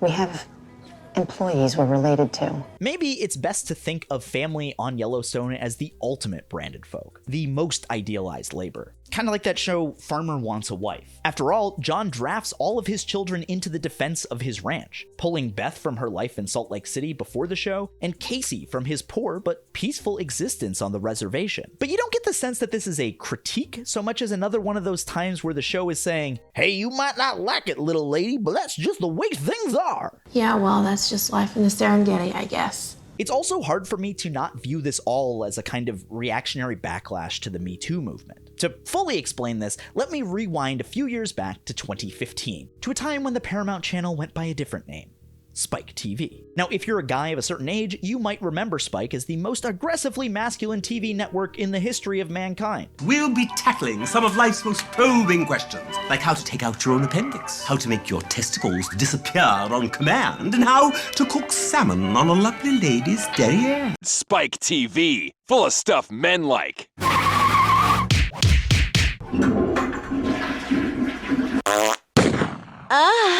Yeah, that stuff. The real breadwinner for the network was its relationship with TNA Impact Wrestling, which pulled in roughly 1.5 million viewers per episode. But when that contract ended in 2014, the network looked to rebrand, to attract some female viewers, and seemingly found their new identity when Lip Sync Battle premiered in 2015. The premiere of Lip Sync Battle was a record-smashing one for Spike TV, and a proof of concept for their new strategy. More than half of the show's audience were women, and the content was at times decidedly not straight?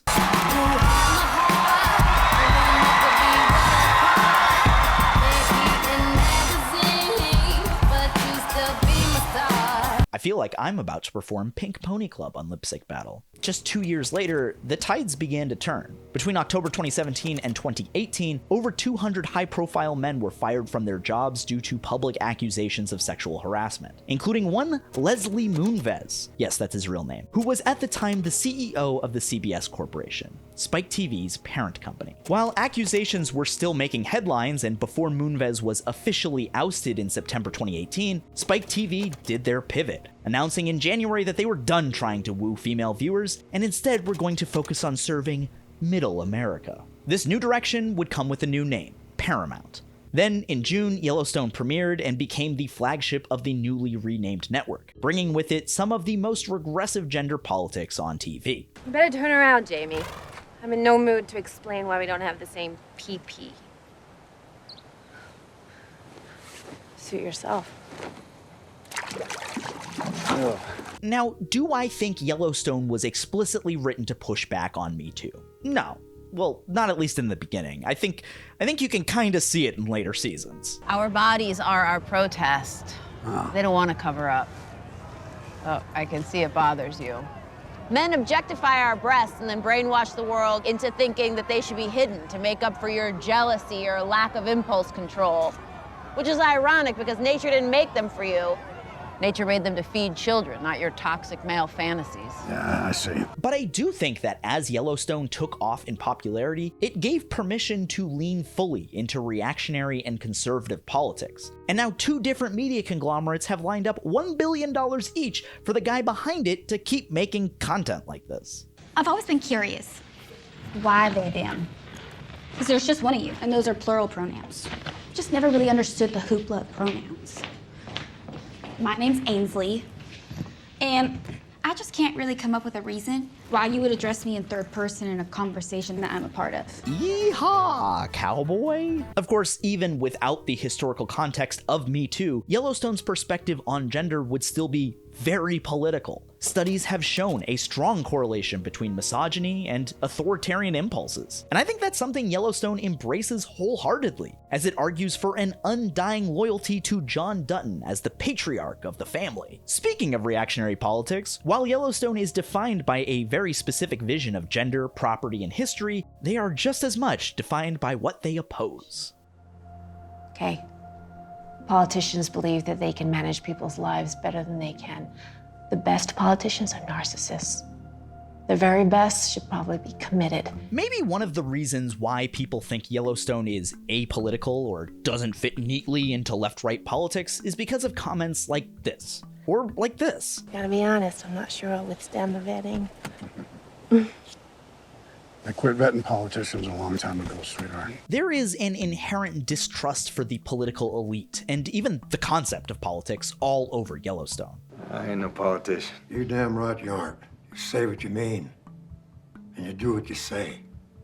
I'm not sure my brand of justice is what the state wants. It's exactly what the state wants and needs. And I can see why this is appealing. I really can. Politicians do kind of seem like bullshit. They constantly go back on campaign promises, they lie to your face, and then they gaslight you into thinking the problem was really those annoying trans people, not their genocidal politics. I mean, remember the Epstein stuff I talked about earlier. But sowing this distrust in any kind of political process is an idea that only serves the people who already have power. After all, it's not like the Duttons are actually opposed to politics at all. They literally run the elections in Montana. He has influence over almost every public office in the state.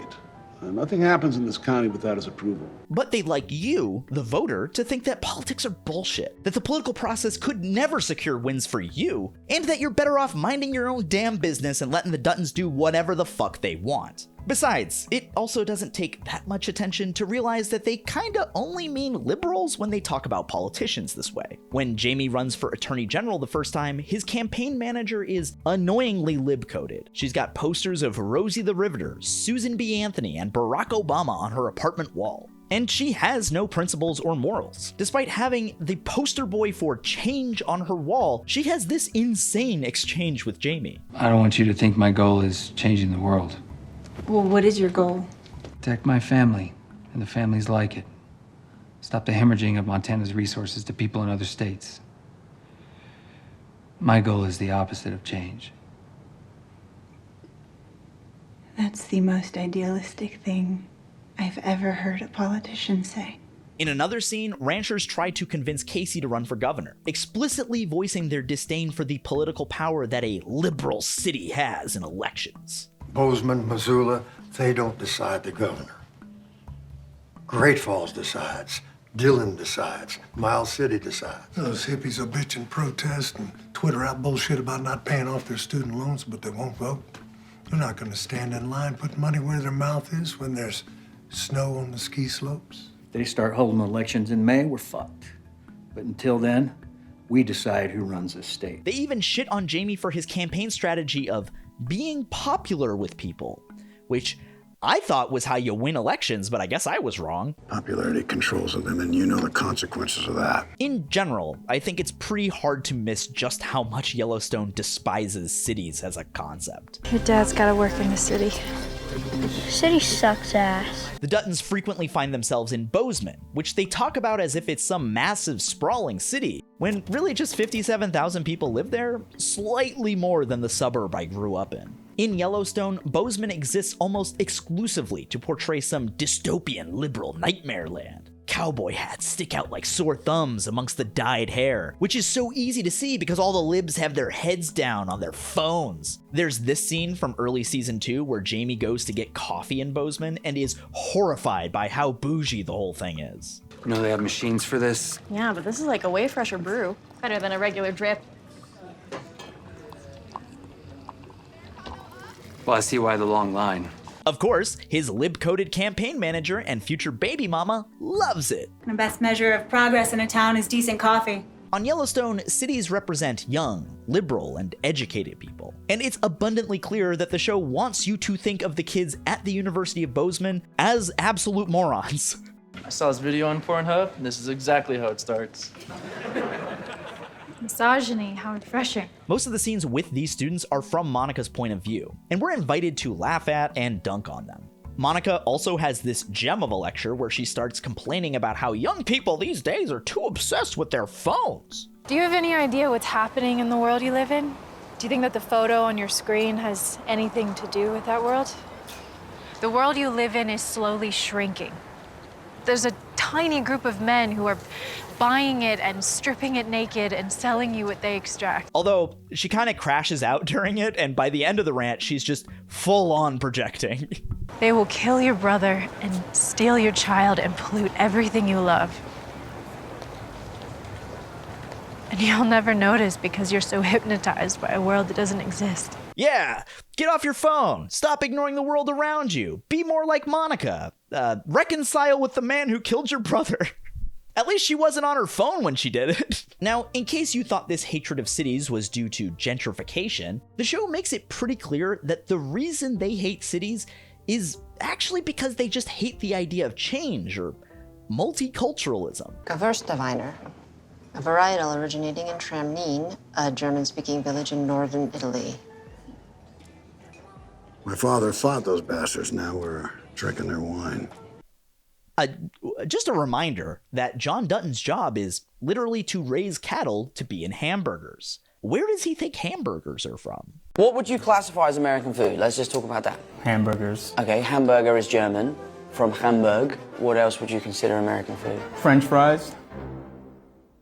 In seasons 1 and 2, there's this reporter character who starts digging into the Duttons and their empire, and she kind of sounds a lot like me if I'd been cast on the show. You know, your father's ranch isn't a kingdom, Jamie.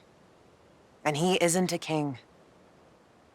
And you, running for an office that allows you to rewrite the rules to your father's liking, you know, your family deserves to lose everything. No man should have this much land. But crucially, this single voice of reason isn't from Montana. Remind me where you're from? Seattle. Of course she's from Seattle. It's like California, but more woke. She's also the only gay character on the show that I can remember. Jamie also brutally murders her. Probably just a coincidence, though. Yellowstone is also fairly anti-intellectual as a show. The Duttons often dismiss or ignore medical professionals altogether. Doctor gave us some pills to help him sleep, but I just don't trust pills, you know? Yeah. Me neither. What would the doctor say? Nah, I'm done with doctors. Fucking cowboys. And there's even this brain-dead conversation where Casey convinces Monica, who is a public school teacher, that they should homeschool their son on the ranch because it's all the knowledge he'll ever need. And she agrees. What the fuck? We should homeschool him. Everything he needs to learn is right here. And why would we send him to school when the best teacher in the whole state is his mother? Because his mother's got classes of her own. I'm not ready to give up my career yet. A few moments later. Lessons he learns on this ranch, no school could ever teach. All of these ideas come together in Jamie, who symbolizes everything that Yellowstone hates. He's more interested in politics than physical labor. He doesn't wear cowboy gear, he wears suits. He's portrayed as weak and unmasculine, losing physical fights to his sister and even contemplating suicide like a pussy. He might not have gone to California for law school, but he went to the next worst place Sheridan could think of. Harvard. This is all just super duper silly. Jamie never wanted to go to law school or Harvard. His dad made him, so it's really shitty to judge him for it. You want to be me someday? Then become something that can help me protect this place. What do you want me to become? A lawyer. You always say that you don't respect lawyers. Well, become one that I can. Why a lawyer? Lawyers are the swords of this century. Words are weapons now. I need you to learn how to use them. Well, well, well. I guess words are violence. Checkmate, conservatives. As I mentioned before, the third season gives us the reason to hate Jamie, that he gave Beth a hysterectomy without her consent. But to me, and this is pure speculation, I can't prove this, I think this reason was retconned in. You see, for 2 seasons, we see Beth brutally insult Jamie for no particular reason at all, attacking any part of his character she can think of.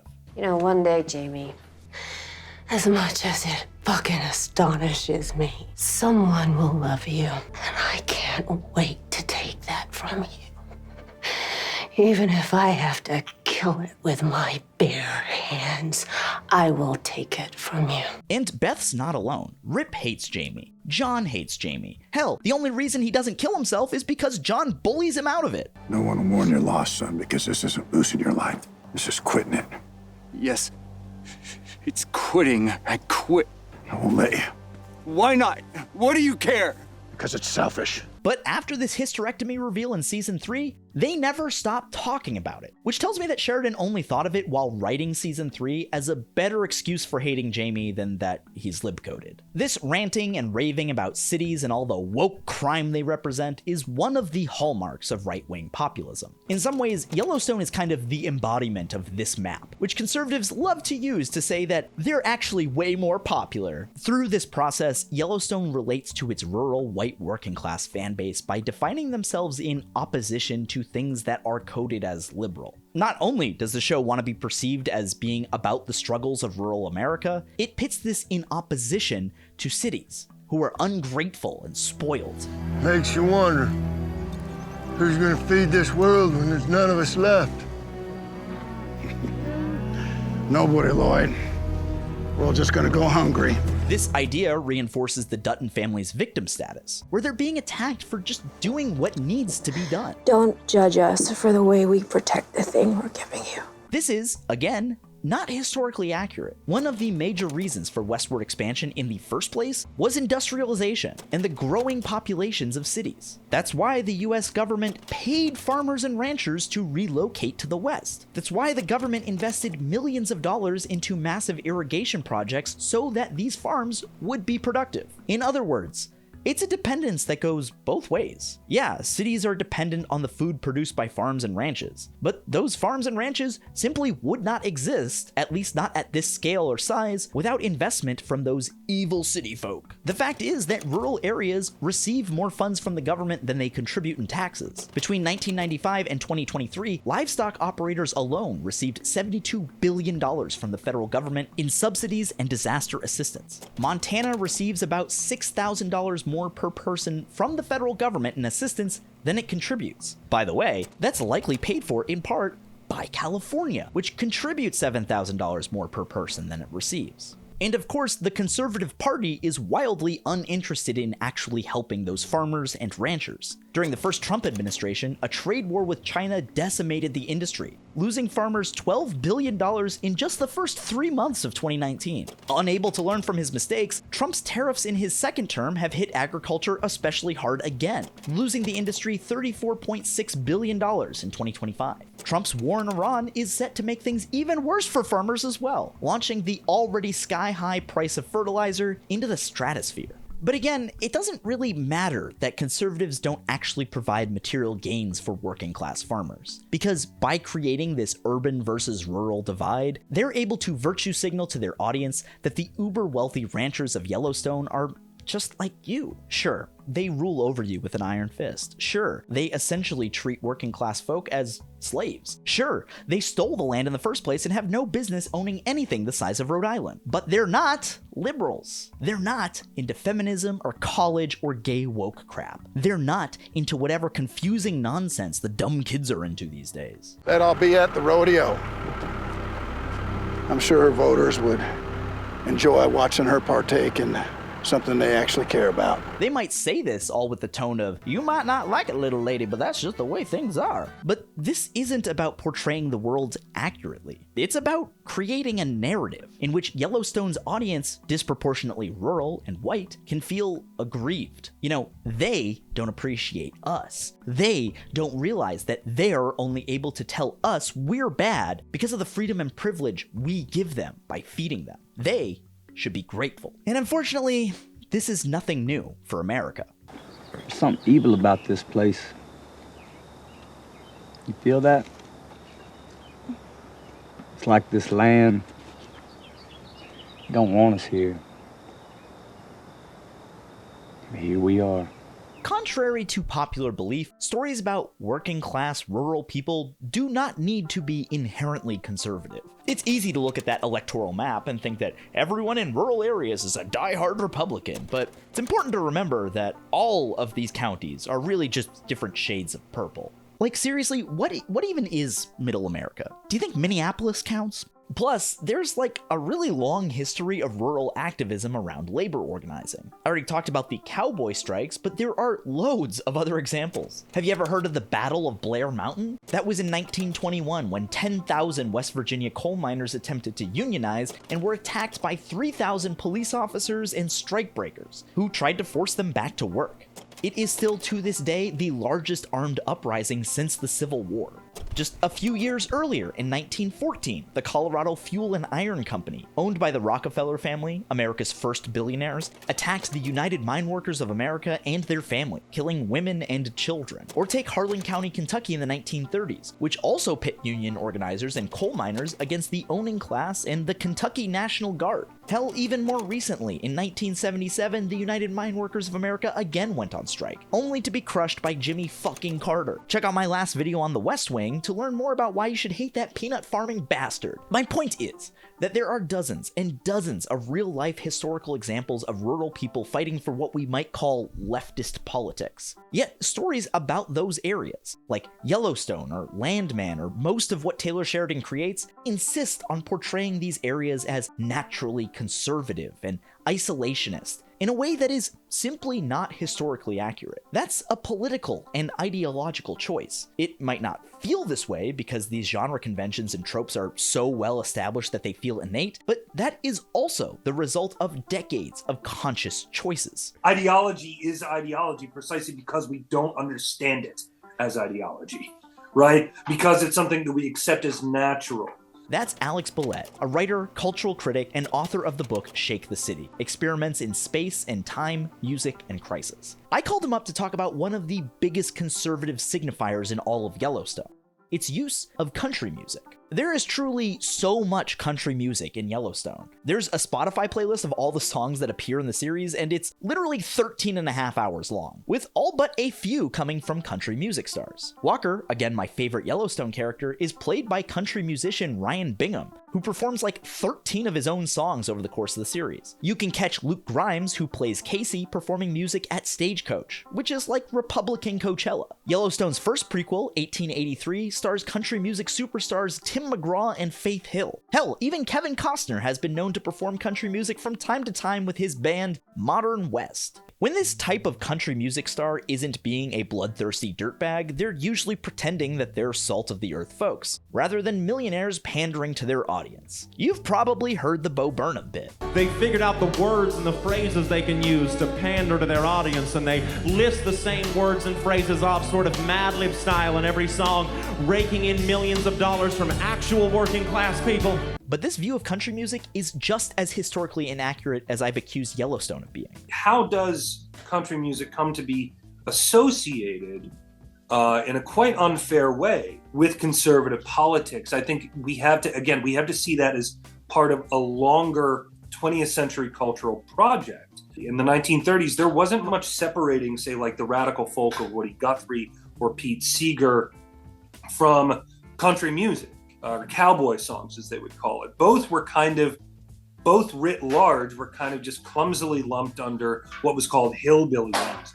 Take this turn-of-the-century folk song that became the marching tune for the industrial workers of the world, titled Hallelujah, I'm a Bum, which mocked the portrayal of the poor as lazy, rejecting the idea that morality comes from working really hard for somebody else and getting paid nothing for it. Why don't you save all the money you earn? If I didn't eat, I'd have money to burn. Hallelujah, I'm a bum. So, what happened? Enter the prototype for being a white supremacist automaker, Henry Ford, who was likely the second richest American after Rockefeller. Henry Ford saw the emergence of jazz as a threat to his fascist worldview. Think I'm being a little harsh? Well, here's what the man himself wrote and published in something called The International Jew. Popular music is a Jewish monopoly. Jazz is a Jewish creation. The mush, the slush, the sly suggestion, the abandoned sensuousness of sliding notes are of Jewish origin. Yeah, not exactly leaving a lot of room for interpretation there. Kind of like if he did a Nazi salute at the inauguration. Anyways, Ford spent millions of dollars trying to create a culture in opposition to what he called Jewish music, funding both country music and square dancing initiatives. According to QZ,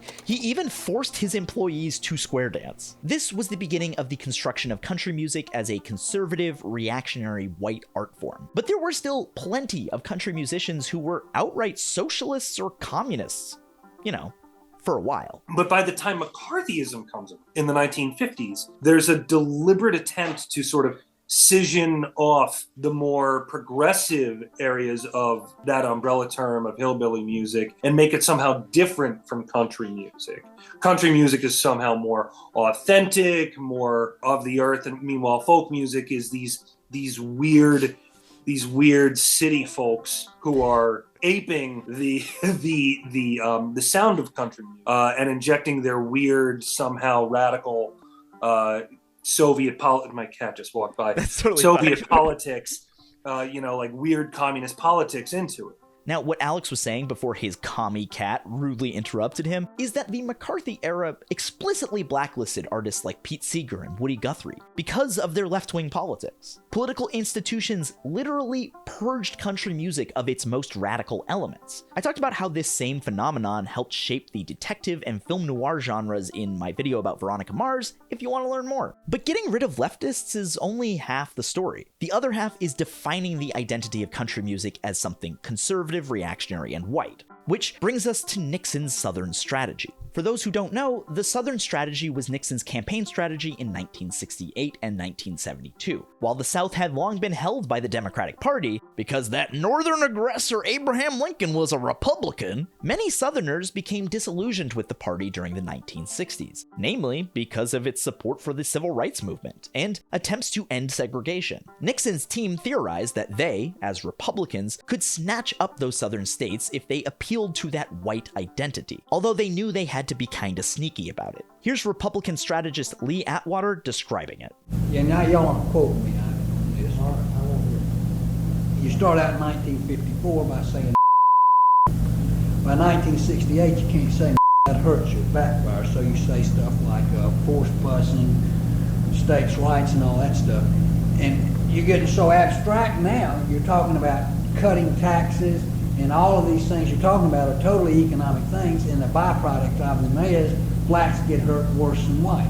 Yeah, thank God they didn't quote him on that. That would have been bad. Basically, the Southern strategy was about using racial dog whistles to unite white Southerners against the counterculture of the 1960s. This meant talking about law and order, which I talked about in my Law and Order video, but it also meant trying to create a coalition out of the pro-war, anti-civil rights, anti-feminist white middle class, and defining them as workers in opposition to hippies. This wasn't about actually delivering policies to the working class, but instead about constructing and then appealing to an ambiguous worker vibe. You get the war on crime, the war on drugs. You start to really, really deliberately scapegoat black and brown people, queer folks, women. You say that their indulgence, their sort of opulence is the reason why you have less. We're sort of taught as the 1960s that the anti-war movement, the movements for liberation, feminism, gay liberation, these were all sort of like middle-class students, right?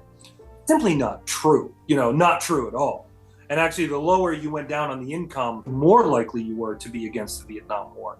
And it makes perfect sense. Why? Because you're the one most likely being sent to die. And to do this, Nixon used country music a ton. From Time magazine, Nixon established October as National Country Music Month in 1972, stating that the genre reflected the ideals of family values, patriotism, and Christianity that bind us all together as Americans. He even had this little country music jingle for his 1972 re-election campaign. Making dreams reality, more than ever Nixon now for you and me. Here's how Jesse Montgomery explains it in the Journal of Popular Music Studies. Nixon's political appeal to the white working class was by design more mannered than George Wallace's, but both envisioned the same base galvanized against a similar set of enemies on the left. In effect, they both heard in country music what Noel Ignatieff would later describe as whiteness, an ideology that provides the illusion of common interests between the exploited white masses and the white ruling class. It should be noted that just as industry executives had cooperated with McCarthy in the 1950s to cull their businesses of lefties and unionizers, they again embraced Nixon's redefining of country music as white. It wasn't just that Nixon reached out to the Country Music Association and the Grand Ole Opry. They reached out to him, too. There's an LP released in 1970 by the Country Music Association called Thank You, Mr. President. Again, not really very subtle. So the 9/11 stuff, not really reinventing the wheel. No, not at all. As music historian J. Lester Fetter wrote in The American Prospect, this custom LP featured narration from former CMA President Tex Ritter, who told President Nixon that it was our way of saying thank you for the recognition you, more than any other president, has given to country music. Country music, which in reality is the voice of your silent majority, can sing about the troubles of the present with as much love of country as in the past. And over the years, the Republican Party would only grow closer to the country music establishment. Both Nancy and Ronald Reagan spoke about the importance of country music in creating a white American identity. When you listen to country music, you hear the beauty of our wide open spaces, the emotions of a people whose hearts are as big and full as the land they live in. The country sound has become a goodwill ambassador for us all around the world. The connection between conservatism and mainstream country music remains alive and well today. Toby Keith, Billy Ray Cyrus, Parker McCollum, Carrie Underwood, Rascal Flatts, and Jason Aldean have all performed at Trump inaugurations. Many country music stars still embrace the Confederate flag. I mean, do I need to remind you of the Turning Point USA halftime show? I just want to catch my fish, drive my truck, drink my beer. I didn't have to remind you, but I really just wanted to hear him say, I just want to kiss my fish. But while country music may have an aesthetic that conservatives and business leaders have cultivated for decades, there are still plenty of country musicians who do not subscribe to conservative politics. The Chicks were blacklisted in the 2000s for daring to speak out against war criminal George W. Bush. Jason Isbell, whose music is featured in Yellowstone, has said that Jesus would not have voted for Trump. Zach Bryan has been accused of anti-ICE lyrics in his music. And boy, oh boy, do I love me some Jesse Wells. If you're lacking control and authority, come with me and hunt down minorities, join ICE. Yet these artists never seem to get the major political headlines when it comes to country music. Instead, there's a constant just asking questions discourse about if country music is actually political at all. In 2023, when Oliver Anthony released Rich Men North of Richmond, there were endless articles questioning if the song was truly that conservative. Although I think that debate is pretty well settled now that Anthony has gotten really tight with Jordan Peterson. Much of what we know of country music post 9/11 is very much sort of a result of selective emphasis, what I would say.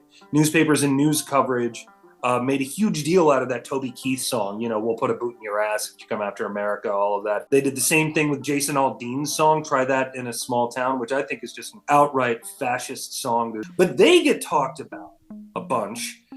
And you have to ask why. What's the agenda behind emphasizing? This isn't just an emphasis that serves, say, the right wing or people of more right-wing ideals within the upper echelons of the country music establishment, but it also, I think very much harms country music itself and harms country music from the point of view of people who might otherwise identify with it. Remember when the country music establishment refused to accept Lil Nas X and Beyonce, despite their massive commercial success? It only makes sense when we think about it from this identity angle, that just one drop of difference will ruin the purity of the white race. I mean, country music. Now, it should be noted that most of the music in Yellowstone is not really this kind of mainstream country music. Very little of this could be considered like pop country.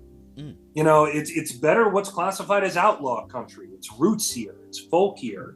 It's a lot more Johnny Cash than Garth Brooks. It's the third song I think on the playlist. It's My Heroes Have Always Been Cowboys. You actually get this very romantic take on the argument.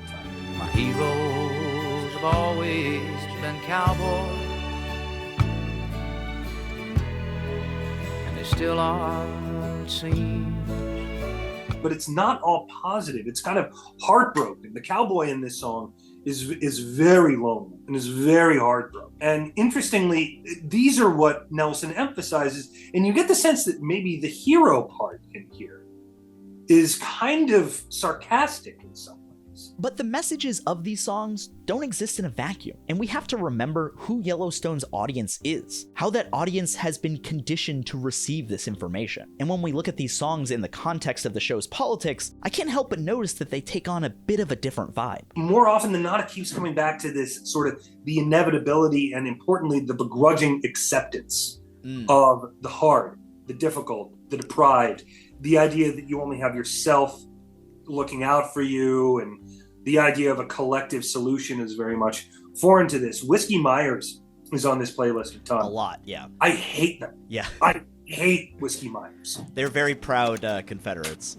But also within that song, Deep Down in the South, it's the same tropes also. It's like, accept that life is hard, which is also, of course, what they have always told poor whites in the South. Accept that life is hard, but at least you're not them. At least you're not the people that we brutalize because that's somehow the natural order, and the hyper-exploitation that we shove onto them is precisely what keeps you, poor white working class person, from falling down to their level. Yellowstone uses these songs about the soul-crushing nature of hard labor, not as a way of showing solidarity between workers, but instead presenting them as a sort of state of nature. That this is just the way things are, and the faster you accept that, the better, little lady. People like to think we ain't animals. Like we've evolved into something different. You can forget bears and wolves, snakes, all that shit. We're the meanest fucking thing on this planet. And I think that's all this idea really boils down to. That the worst things in this world are inevitable, and that it's pointless to try to change things. Humanity is just inherently evil, so there's actually zero difference between good and bad things. You imbecile. You fucking moron. There is no such thing as morality. There's own the land, and there's lose the land. That's all you'll be judged by, not how you do it. Winners are never judged by how. They save that for the losers. Oh, you think people should try to do the right thing? What are you, a fucking communist? You can't reason with evil, son. Evil wants what it wants and won't stop until it's won or you kill it. But to kill it is to be meaner than evil. Oh, you don't like how the oil industry is accelerating climate change? Well, have you considered that actually humans are the real evil? So why don't you just go kill yourself and let me get back to my business? You want to know what the worst thing is for the environment? The very worst. The whole Kill me! world. What is it? You, me. Humans. Yeah. If you really wanted to, you could view this as a descriptive understanding of the world. The idea that this is the way things are, and we gotta be real about it if we're going to change things for the better. But it's abundantly clear that Yellowstone is hostile to change as a general concept. I remember when this place was a granary. Yeah, a long time ago. Now we plug our cars into charge while we come in to drink. That's how we used to do it. Yeah, well, never should have stopped. Trying to do it different. Different never works. Instead, they're telling you that this amoral, cynical world is not only the way things are, but that there's also no other way things could possibly be. And here it's important to remember who the audience for Yellowstone is and just who the Duttons are. Look where you are. It's the mecca of dumb money. I'm half surprised I don't see trust fund babies walking here on I-90 barefoot flogging themselves. It's the greatest concentration of wealth in the United States, not New York, not LA, right here. I could throw a boomerang across that room and I'd hit 5 billionaires. This isn't the little guy versus the big guy. This is just two wings of capital trying to duke it out. That's all it is. That's all the show is, really. It's compelling, but we're not watching the underdog here. We're watching one wing of old capitalism come up against the limitations of maybe a more dynamic version of capitalism, and it's using that populist angle to, again, ingratiate people to ingratiate working people to people who don't have to work, to the people who own. Again, as much as I hate Ross dipshit Douthit, I think he kinda nailed Yellowstone when he wrote, "The central theme of Yellowstone is that family capitalism is flawed and sinful, but corporate capitalism is worse, and it's better to be ruled by a patriarchy than a private equity raider or faceless board. Rather than try to tear down a system of masters and workers, Yellowstone offers its viewers a choice of masters. See, you can be ruled by one of them, the liberal, blue-haired, fake woke, college-educated feminazi cityfolk. Or you can be ruled by one of us, the white, hardworking, sexist settlers living on stolen land and using forced labor. But this is a false choice, one that assumes there can be no alternative to capitalism, just different flavors of exploitation." My dad told me once, there'll come a day, the only noble job left is fishing. So no one's figured out a way to own the ocean. Yellowstone takes the position that our incredibly exploitative capitalist world is just the natural state of things. And that's just, again, ahistorical. Native people didn't do things this way. Cowboys and rural workers have frequently unionized to challenge the power of capital, and they've even won from time to time. Growing up, I was taught that conservatives believed in small government, and liberals believed that the bigger the government, the more people it could help. I think sometimes this is accidentally correct, but it's not accurate. Here's the real difference between the political right and political left. The left believes in egalitarianism, the idea that all people are created equal. The right believes in hierarchy, that some need to rule over others so that we can have order. That's it. This is why the right is obsessed with racial IQ, because it provides a pseudo-scientific justification for white supremacy. It's why they're obsessed with free market capitalism, because it provides an academic justification for why some people have all the money and others don't. It's why they see feminism as an existential threat, because it challenges the idea that men are more fit to lead than women. And I think that through this lens, it's much easier to see through the shallowness of these right-wing appeals to ordinary people who feel screwed over by elites. Think of Yellowstone as if Tucker Carlson was transformed into a TV show. Tucker also pretends that he's a salt-of-the-earth, down-home guy, despite coming from a family of aristocrats. I mean, the dude used to get roasted for wearing a bow tie. How old are you? 35.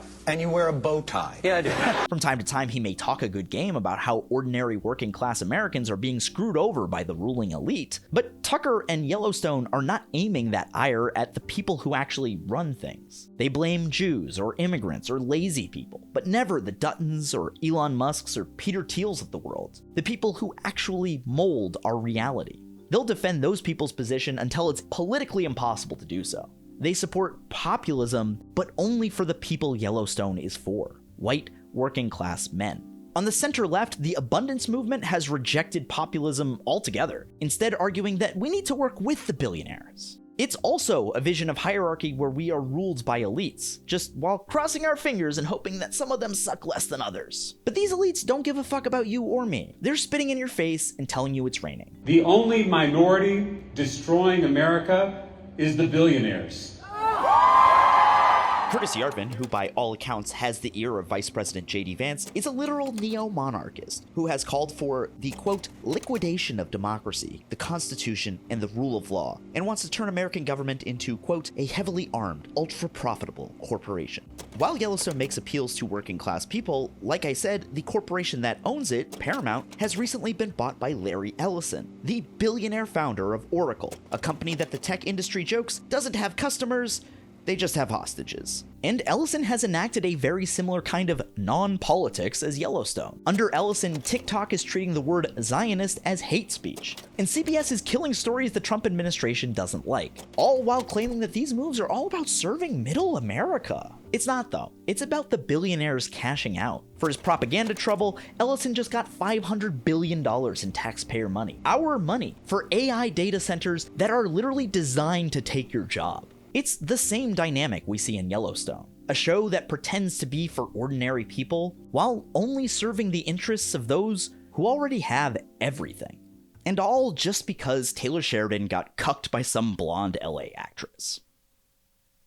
Really makes you think. It's truly astounding how much learning about a creator's background can give color to their current work. Like, I toyed with the idea of starting this video with that "you're the Indian now" scene, but for you to realize just how shitty it is, you kinda have to know a lot about Taylor Sheridan's background, Kelsey Asbill's ancestry, and Kevin Costner's history with Native people. It's a reminder that TV and film aren't just vehicles for stories, but also for actors and other creatives who bring their past career experiences to their work. There's a lot to be learned from diving into those catalogs and seeing how they've evolved over time. I just watched an excellent retrospective exactly like this on the legendary Steve Buscemi. The video was part of a series called Let's Rewind from Danny Boyd, the creator better known as Cinema Sticks, a man most famous for proving that we're all trying way too hard with our thumbnails. He has built a career on the backs of characters that other actors wouldn't know the first thing to do with. The outsiders, the eccentrics, the overlooked, and the misunderstood. From burgeoning dreams to breakout roles, Let's Rewind winds the clock back to the early years of Hollywood's greatest legends.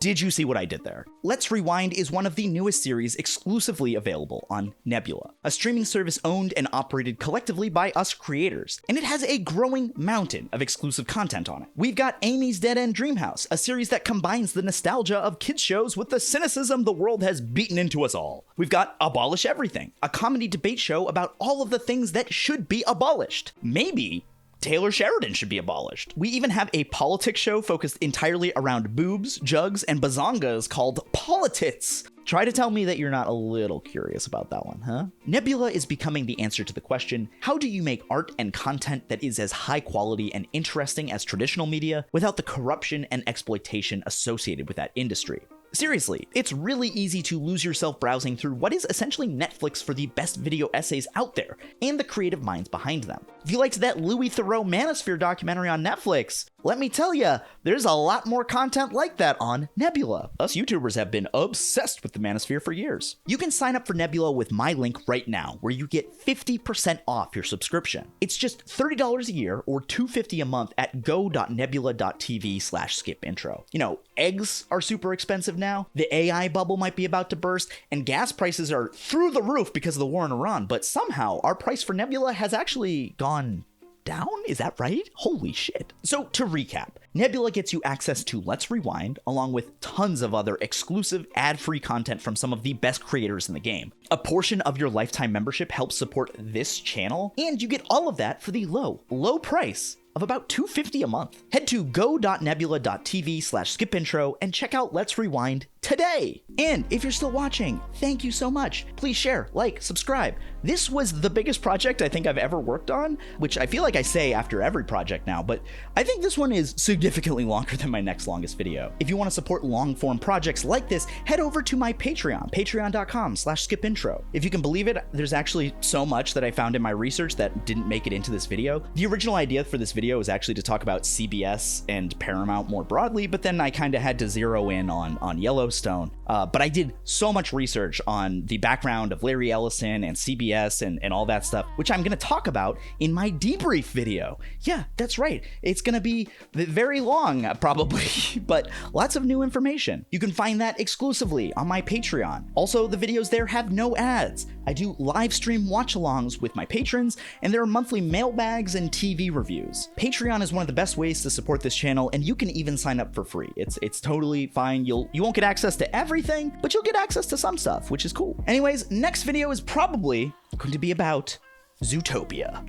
Let's go.